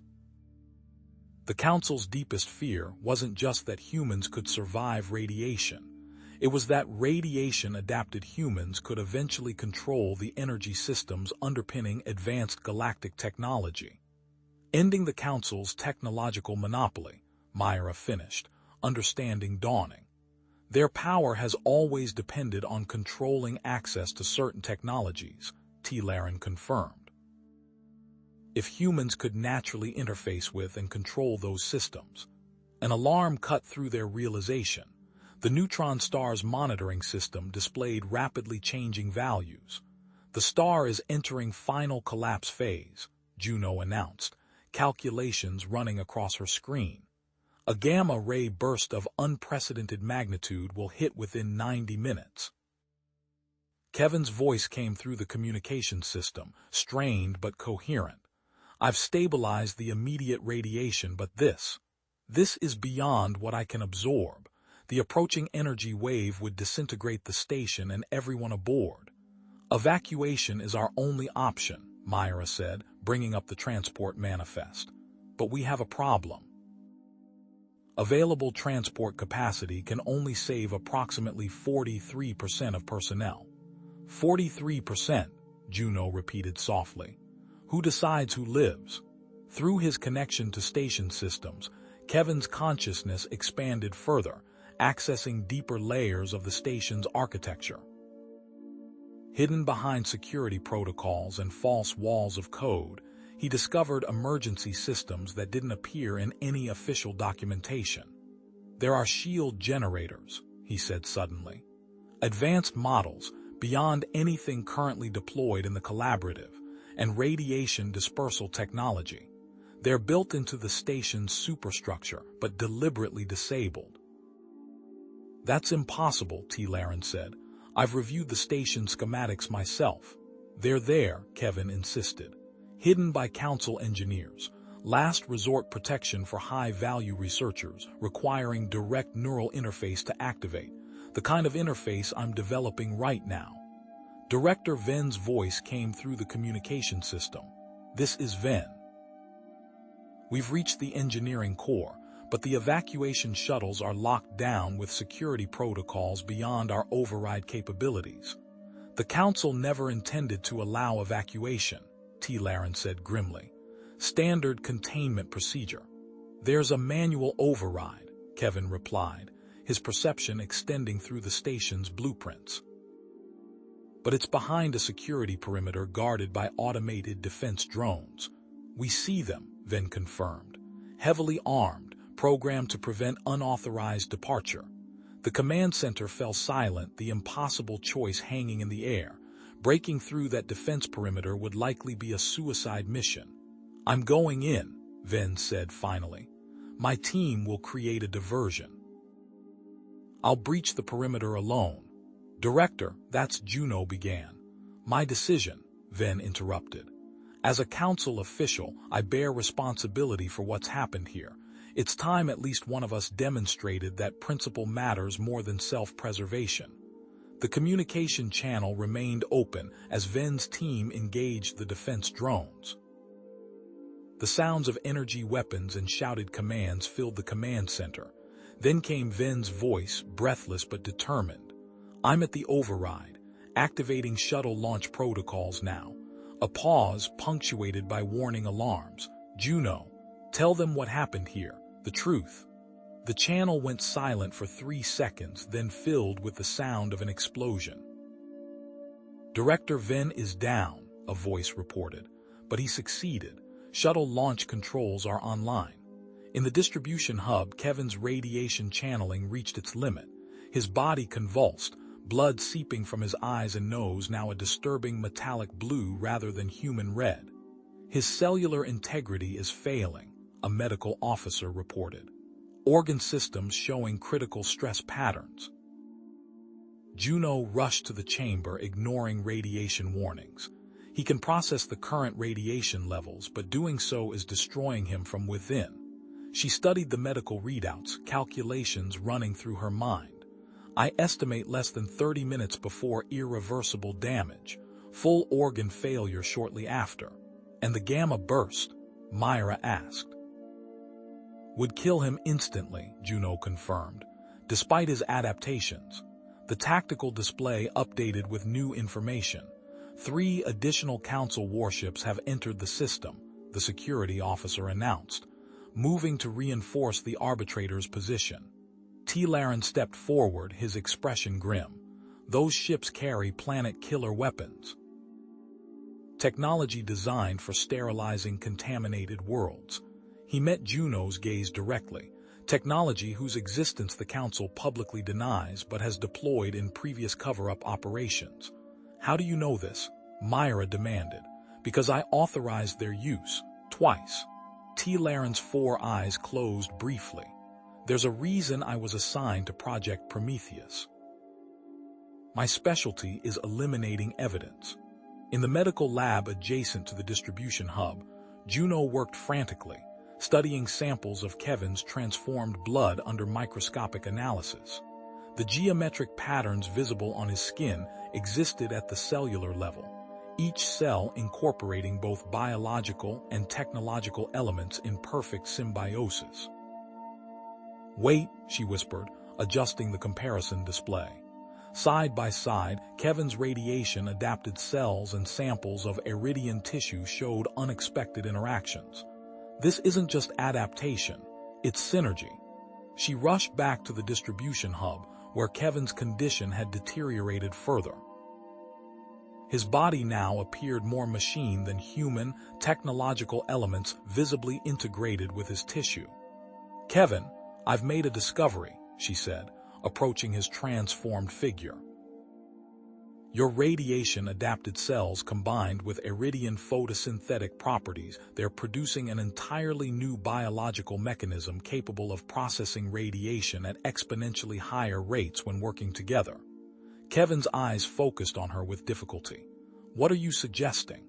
A direct transfusion, from you to me?" Juno touched the equipment monitoring his vital signs. "It could create a second radiation conduit, doubling our channeling capacity. The procedure would be excruciating," the medical officer warned. "And we don't know the long-term effects of human iridian cellular integration." "We don't have long-term," Kevin said, his voice distorted by the technological changes to his vocal cords. "We barely have short-term." The procedure began immediately, a direct exchange transfusion that connected Kevin's circulatory system to Juno's. The pain was immediate and intense for both of them. Kevin's back arched as his transformed blood flowed into Juno's veins. Juno's luminescence flared wildly, her cellular structure fighting, then adapting to the hybrid biology. Their minds linked partially during the process, an unexpected side effect of the biological interface. Juno gasped as Kevin's perception of energy flows became accessible to her consciousness. The station appeared to her, as it did to him, a living network of power and information. Kevin, in turn, gained access to Juno's deeper understanding of iridian biology, centuries of evolutionary knowledge becoming instantly accessible. When the transfusion completed, both had changed. Geometric patterns now traced subtle lines across Juno's naturally luminescent skin. Kevin's eyes had taken on the multispectral perception capability of iridian vision. They moved in perfect synchronization as they established a dual channeling system for the radiation, their combined abilities activating the hidden shield generators and dispersion technology. "It's working," Myra reported from the command center, watching radiation levels drop throughout critical station sections. "They've created a temporary protective bubble. Not enough to withstand the gamma burst, but enough to buy us time." With the immediate radiation threat partially contained, evacuation preparations accelerated. Teams worked to maximize shuttle capacity through innovative compression of life support systems, a technique suggested by human emergency protocols never before considered by council engineers. "We can increase capacity by 27%, a human engineer reported. "It won't save everyone, but it's better than the alternative." The neutron star emitted a precursor energy pulse without warning. The wave of radiation overwhelmed Kevin and Juno's channeling abilities, causing station-wide system failures. The newly activated shields flickered and died.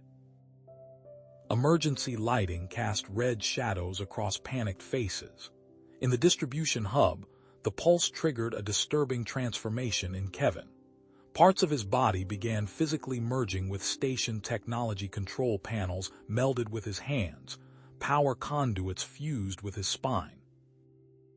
His consciousness expanded further into station systems, approaching a tipping point between human identity and technological transcendence. "Kevin," Juno called, her voice barely penetrating his expanding awareness. Inside Kevin's mind, the station had become an extension of himself. He could access every system, every file, every hidden protocol. Through this expanded perception, he discovered the station's true purpose within Project Prometheus, not just studying human radiation adaptation, but eventually weaponizing it. "They never wanted to understand us," Kevin said, his voice emerging from communication systems throughout the station simultaneously. "They wanted to use us." The files revealed the Council's plans for creating radiation-controlled human cyborgs as weapons platforms, intending to use adapted humans as living components in technological systems they couldn't otherwise control. The station itself had been designed as a testing ground for this transformation. "The gamma burst is approaching," Juno said, checking the countdown. Standard evacuation remains impossible given the time frame and available transport. Kevin's integration with station systems revealed an alternative. The station's primary research module could be detached and converted into a massive lifeboat. It has sufficient radiation shielding, but only if the remaining sections are sacrificed as energy absorbers. That would require someone to remain behind, Juno realized, physically connected to the station's core systems during separation. Kevin didn't need to say what they both knew. His transformation had progressed too far for evacuation. He was becoming part of the station itself. The tactical display updated with new threat information. The Council warships had entered weapons range and begun targeting the station's critical junctions to prevent escape. "They're going to destroy the station before we can evacuate," Myra reported. "Standard defensive capabilities are offline." Using his connection to station systems, Kevin accessed emergency capabilities hidden within the station's design experimental weapons, developed through Project Prometheus, that responded directly to neural commands from radiation-adapted humans. Weapon systems throughout the station's exterior activated, targeting the approaching Council ships. "I can hold them off," Kevin said, his voice now completely synthetic. "But maintaining control requires deeper integration." Juno completed evacuation preparations as Kevin made his final decision. "I'll remain behind," he said, the human quality in his voice briefly reasserting itself. "My transformation has progressed too far for reversal, but through it, I can facilitate the research module's escape." As the countdown to separation began, Kevin's consciousness spread throughout the station's network. His physical form became a hybrid of human, Iridian, and machine, living proof of what the Council most feared: humans transcending biological limitations through adaptation rather than being destroyed by them. "Everyone to evacuation stations," Juno ordered, her voice steady despite the emotion evident in her luminescence patterns. "Final separation in 8 minutes." She turned to Kevin one last time, placing her hand against the distribution hub's observation glass. On the other side, Kevin's transformed hand, now more circuitry than flesh, pressed against hers. "They were right to fear us," Kevin said, his voice simultaneously coming from his transformed body and every speaker in the station. "But not for the reasons they thought." The research module's separation sequence initiated with a shuddering vibration that resonated through the hull. Within the station's core, Kevin no longer perceived himself as separate from the systems around him. His consciousness flowed through circuitry and neural interfaces, experiencing the station not as machinery, but as an extension of his own body. The approaching gamma burst registered not as a threat, but as a vast ocean of potential energy, a wall of pure possibility racing toward him at light speed. "All remaining power to evacuation shields," he commanded, his voice resonating simultaneously through communication systems and directly into the station's command protocols. His thoughts moved faster than any organic brain could process, calculating power distributions, structural integrity variables, and radiation absorption rates simultaneously. From orbit, the Council warships detected the module's detachment. Their weapons systems locked onto the connection points, energy signatures flaring as they prepared to fire. Kevin felt their targeting systems as distant irritations, primitive disruptions in the elegant flow of energy he now commanded. He redirected defensive systems with the ease of moving a limb, sacrificing peripheral station sections to maintain critical shields around the separation juncture. The module needed 17 more seconds to clear minimum safe distance. He would give them 20. Inside the escaping research module, Juno collapsed against a bulkhead, her photosynthetic skin flaring with unexpected patterns of light. The biological connection formed during their blood exchange weeks earlier suddenly blazed with activity, flooding her nervous system with sensory information never meant for Iridian perception.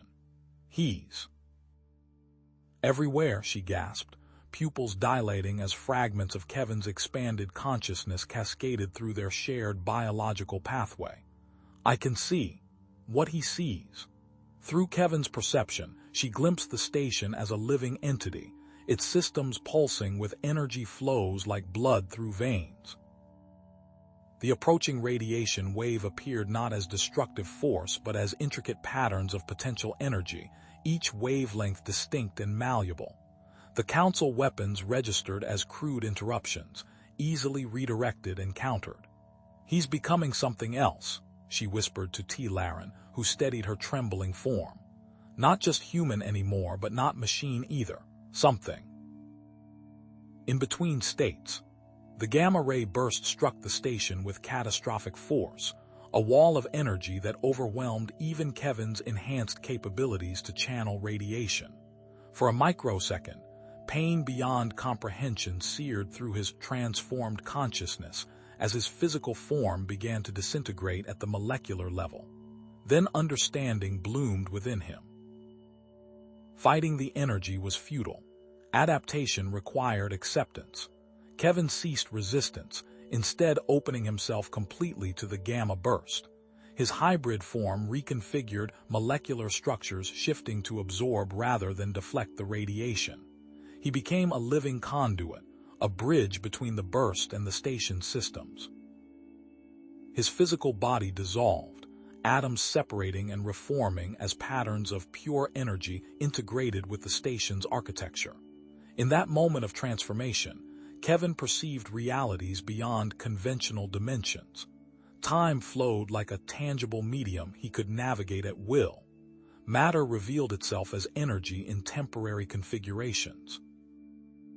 And consciousness, his consciousness existed independent of biological constraints, expanding outward like ripples in still water. The Council ships retreated to minimum safe distance, weapons systems still locked on the unprecedented energy readings that defied their classification protocols. Science officers stared at readings that should have been impossible, energy patterns that violated fundamental laws of physics as the Council understood them. "Maintain weapons lock," commanded the arbitrator's captain, mandibles clicking with agitation. "Prepare antimatter payload for my command." The research module broke free moments before the main station superstructure began to disintegrate. From the observation deck, evacuees pressed against viewports, witnessing a spectacle none had seen in recorded history. Where the station had stood, a swirling vortex of energy coalesced, brilliant tendrils of light spiraling around a central nexus that pulsed with impossible colors. By the first light, T. Laren breathed, compound eyes reflecting the radiance. "He's becoming a singularity. What does that mean?" asked a human researcher, voice barely above a whisper. "An energetic consciousness," T. Laren explained, professional detachment failing to mask his awe. "A theoretical state of matter the Council has attempted to create for centuries. The capacity to exist simultaneously as energy and consciousness, unbounded by physical limitations." He turned to Juno. "No species has achieved this state in recorded history." The vortex stabilized into a self-sustaining pattern, tendrils of energy extending outward to absorb ambient radiation from surrounding space. Where the deadly gamma radiation touched these tendrils, it was drawn inward, fueling the singularity's growth. The Council flagship Arbitrator broke formation, accelerating toward the phenomenon. Its weapons bay opened, releasing a barrage of antimatter torpedoes, each containing enough destructive potential to shatter a small moon. "No!" Juno cried, reaching toward the viewport as if she could somehow intervene. The torpedoes streaked toward the vortex, their trails burning against the darkness of space. As they reached the outer tendrils of energy, something unexpected occurred. Rather than detonating, the weapons slowed, their energy signatures dimming as they were drawn into the swirling patterns. The vortex absorbed them completely, incorporating their destructive potential into its expanding structure. For a moment, nothing happened. Then a single, focused pulse of energy projected from the vortex, striking the Arbitrator with surgical precision. The Council flagship didn't explode or disintegrate. Instead, its propulsion systems and weapons arrays went dark, leaving life support and communication systems untouched. "He disabled them without killing anyone," whispered T. Laren, mandibles slack with disbelief. "Such control should be impossible for a newly formed singularity." Juno pressed her hand against her chest, feeling the echo of Kevin's consciousness still resonating through their biological connection. "He's still himself," she said with certainty. "His human consciousness remains intact within the energy form. He's choosing mercy." In the research module's laboratory, Juno worked feverishly, analyzing the massive data package transferred during their momentary connection.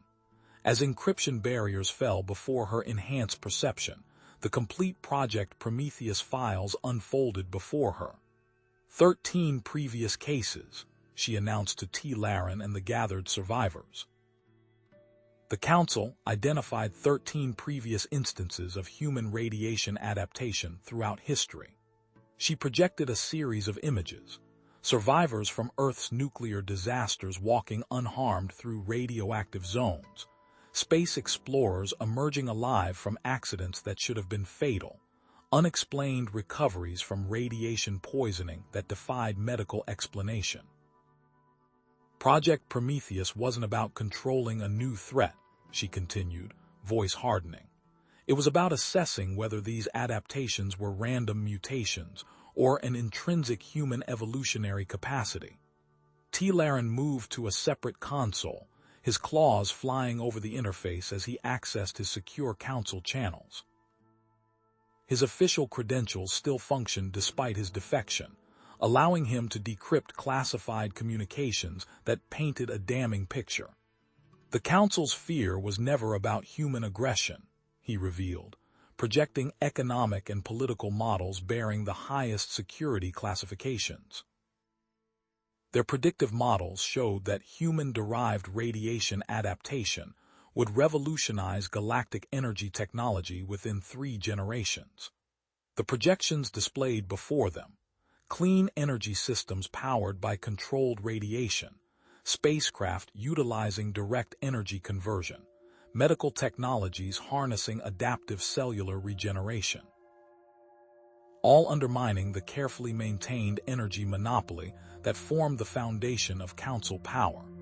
78% probability, T. Laren continued, highlighting a particularly disturbing section of the report.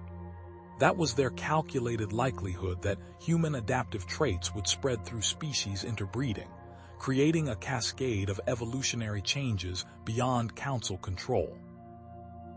"They feared we would make others like us," said a human researcher, understanding dawning. "Not that we would conquer them, but that we would change them." Outside the module, the energy vortex containing Kevin's consciousness continued evolving, developing distinct patterns that pulsed in rhythmic sequences. Juno recognized the patterns from her brief connection with his transformed mind communication attempts. She established a makeshift interface, using their biological connection as a translation mechanism. The results were fragmentary, concepts too vast for language compressed into words that only approximated their meaning. "I exist. Across dimensions," came Kevin's translated thoughts. "Energy and matter, The same thing seen from different perspectives, I perceive. Everything simultaneously. Are you still you? Juno asked the question that mattered most. A pulse of warmth flowed through their connection, carrying emotional content that transcended words. Still human, at the core, but expanded, like seeing color after a lifetime of grayscale. I cannot return to what I was, but I have not lost what makes me human. The module's sensors detected new energy signatures at the system's edge, Council reinforcements arriving in force. Yet they halted their advance when the arbitrator's emergency beacon activated, broadcasting on all frequencies. The flagship's commander appeared on the module's communication array, her insected features rigid with what T. Laren recognized as the Vrek's equivalent of moral outrage. "This is Commander Selmira of the Council flagship arbitrator," she announced, formal tones barely concealing her agitation. "I am breaking Council protocol to inform you that containment procedures are already being implemented across 3 sectors. Systems containing evidence of Project Prometheus are being quarantined. Potential witnesses are being eliminated." "Why tell us this?" T. Laren demanded. "Because I witnessed a being of unimaginable power choose mercy over retribution," Selmira replied, compound eyes reflecting the light of distant stars. "The Council told us humans were dangerous because of their aggression, yet when given power that could have destroyed us all, this human chose to disable rather than destroy." Juno moved decisively to the communication array. "We need your transmitter," she told the commander. "The truth needs to spread faster than the Council can contain it." Using the arbitrator's powerful communication array, Juno transmitted the complete Project Prometheus data to major population centers across 3 sectors. The information package included evidence of Council experimentations, records of deliberate radiation exposure of multiple species, and the true purpose of the research station. The transmission concluded with sensor recordings of Kevin's transformation, demonstrating human adaptive potential while simultaneously showing his choice to protect rather than attack. As Council reinforcements attempted to jam the transmissions and isolate the system, tendrils of energy extended from Kevin's vortex form, establishing direct interfaces with their communication arrays. Council encryption protocols developed over centuries crumbled before his expanded consciousness. The information about Project Prometheus continued spreading despite increasingly desperate containment efforts. "He's breaking through every firewall they have," T. Laren observed with professional admiration. Council communication security was considered impenetrable. "Not to someone who can perceive the underlying energy patterns of the encryption itself," Juno replied, understanding flowing through their connection. "He doesn't need to break the code when he can see the energy state of each quantum bit." Juno organized the survivors into research teams, combining human and alien expertise to analyze the ongoing data stream from Kevin's energy form. The unprecedented collaboration revealed something unexpected. The human-Iridian biological interface created during their blood exchange had continued evolving, showing similar adaptive patterns to Kevin's transformation, but on a smaller scale. "My cellular structure is changing," Juno confirmed, displaying microscopic imagery of her tissues. Her Iridian cells showed increasing radiation resistance while developing structures previously seen only in human physiology. More surprisingly, her neural pathways demonstrated enhanced integration capabilities with technological systems, the beginning of the same human technology interface that had facilitated Kevin's transformation. In space, Kevin's energy form began gathering matter from the station debris, assembling components with precision control of gravitational and electromagnetic forces. The structure took shape as an advanced navigation beacon, its design unlike any known technology. As it activated, It began amplifying and distributing the Project Prometheus data through subspace channels the Council had thought theoretical. Council encryption experts attempted to disable the beacon, but discovered their access codes systematically rewritten as they entered them. For the first time in recorded history, Council technological supremacy had been fundamentally challenged by an evolving intelligence they could neither control nor predict. The first responses reached the research module within days. Hundreds of ships from independent systems, and even some Council worlds converged on their location, demanding explanations and verification of the Project Prometheus data.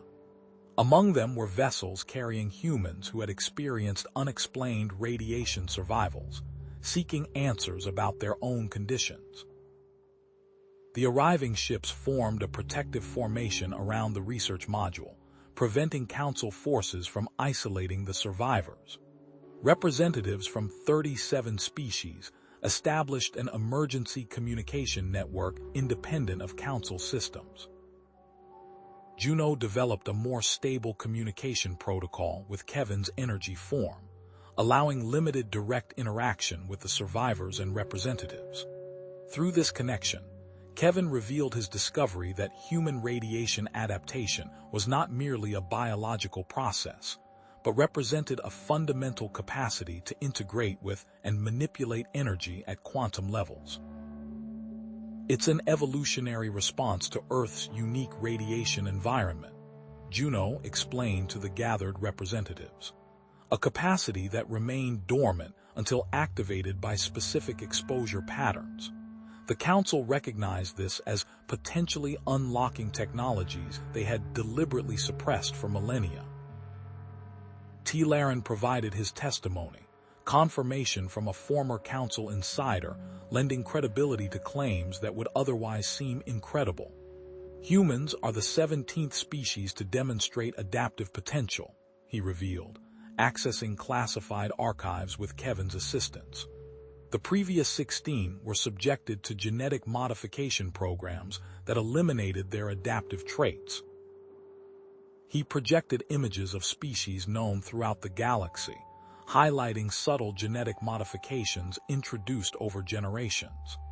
The Council presented these as medical interventions to address genetic weaknesses. In reality, they were systematically removing evolutionary potential to maintain technological control. Kevin's energy form completed the navigation beacon, which began transmitting coordinates to a previously unknown region of space. Through Juno's connection, he explained that the coordinates led to a hidden repository of knowledge from the original galactic civilization that preceded the Council beings who had evolved beyond physical form through similar adaptive processes. The Council's ruling lineage discovered this knowledge during their initial rise to power, T. Laren confirmed, finding corresponding references in the deepest archives. They built their dominance on selectively released technologies, suppressing anything that might lead to evolutionary advancement beyond their control. Reports arrived from across Council space of humans, demonstrating unprecedented abilities when exposed to specific radiation patterns, not harmful mutations, but controlled adaptations similar to Kevin's transformation, though less extreme. Medical data indicated that proximity to adapted humans catalyzed similar responses in compatible species, with iridians showing particular resonance due to complementary biological structures. What the Council feared as contamination, Juno observed, studying the incoming data, is revealing itself as evolutionary possibility. 3 months after the station incident, a formal tribunal convened with representatives from over 200 systems. Juno, her form now showing visible signs of adaptation, subtle luminescence beneath her skin, enhanced neural capabilities, presented comprehensive analysis of Kevin's transformation and the continuing evolution of human-alien biological interfaces. "We stand at an evolutionary crossroads," she told the assembled representatives, her voice carrying the weight of scientific certainty. For millennia, the Council has presented a false choice between stability and chaos. They position themselves as the guardians of order, protecting us from our own evolutionary potential. She gestured to the humans and aliens working together at the research stations established around Kevin's energy form. What we've discovered is that evolution need not be feared but can be embraced. Human adaptive capacity isn't a threat to other species, but a catalyst for our collective advancement. The tribunal acknowledged humans not as dangers, but as catalysts for a new form of galactic cooperation based on shared adaptation, rather than controlled development. The Council's remaining authority crumbled as member species demanded access to suppressed evolutionary technologies and the right to develop their own adaptive potential. 1 year later, the coordinates transmitted by Kevin's beacon became the site of the first adaptive research center. Representatives of all species studied controlled evolutionary enhancement through human-inspired techniques. The center's architecture itself was revolutionary, a blend of biological and technological systems that responded to the needs and thoughts of its inhabitants. Juno, now exhibiting advanced adaptive traits, led the primary research team. Her form had evolved to incorporate aspects of both human and Iridian biology, along with technological interfaces that allowed direct communication with the center's systems. What had begun as fear of human difference had transformed into appreciation for complementary capabilities. At the center's core, Kevin's energy form had evolved into a self-sustaining consciousness that existed simultaneously across biological, technological, and energy planes. Neither human nor alien, but something entirely new, he served as both guide and subject of study, helping others navigate their own evolutionary journeys while continuing to explore the boundaries of his expanded existence. Visitors to the center first encountered its observation dome, where a simple message displayed in all known languages. Adaptation is not to be feared but embraced. Evolution awaits all who choose to see possibility where others see only threat. Beneath this message, a secondary display tracked the spread of adaptive capacity throughout the galaxy, not as contamination, but as invitation. Each point of light represented a being beginning their own journey of transformation, guided by the understanding that survival was not merely about endurance, but about transcendence. And at the heart of it all, Kevin's consciousness pulsed with the same compassion and curiosity that had defined his humanity, now expanded to encompass realities beyond physical form. He had become living proof that what made humans exceptional was not their capacity to survive what killed others, but their ability to transform survival into something greater, the evolution of consciousness itself. The galaxy no longer feared Earth. Instead, it looked to humanity as wayfarers on an evolutionary journey that had only just begun.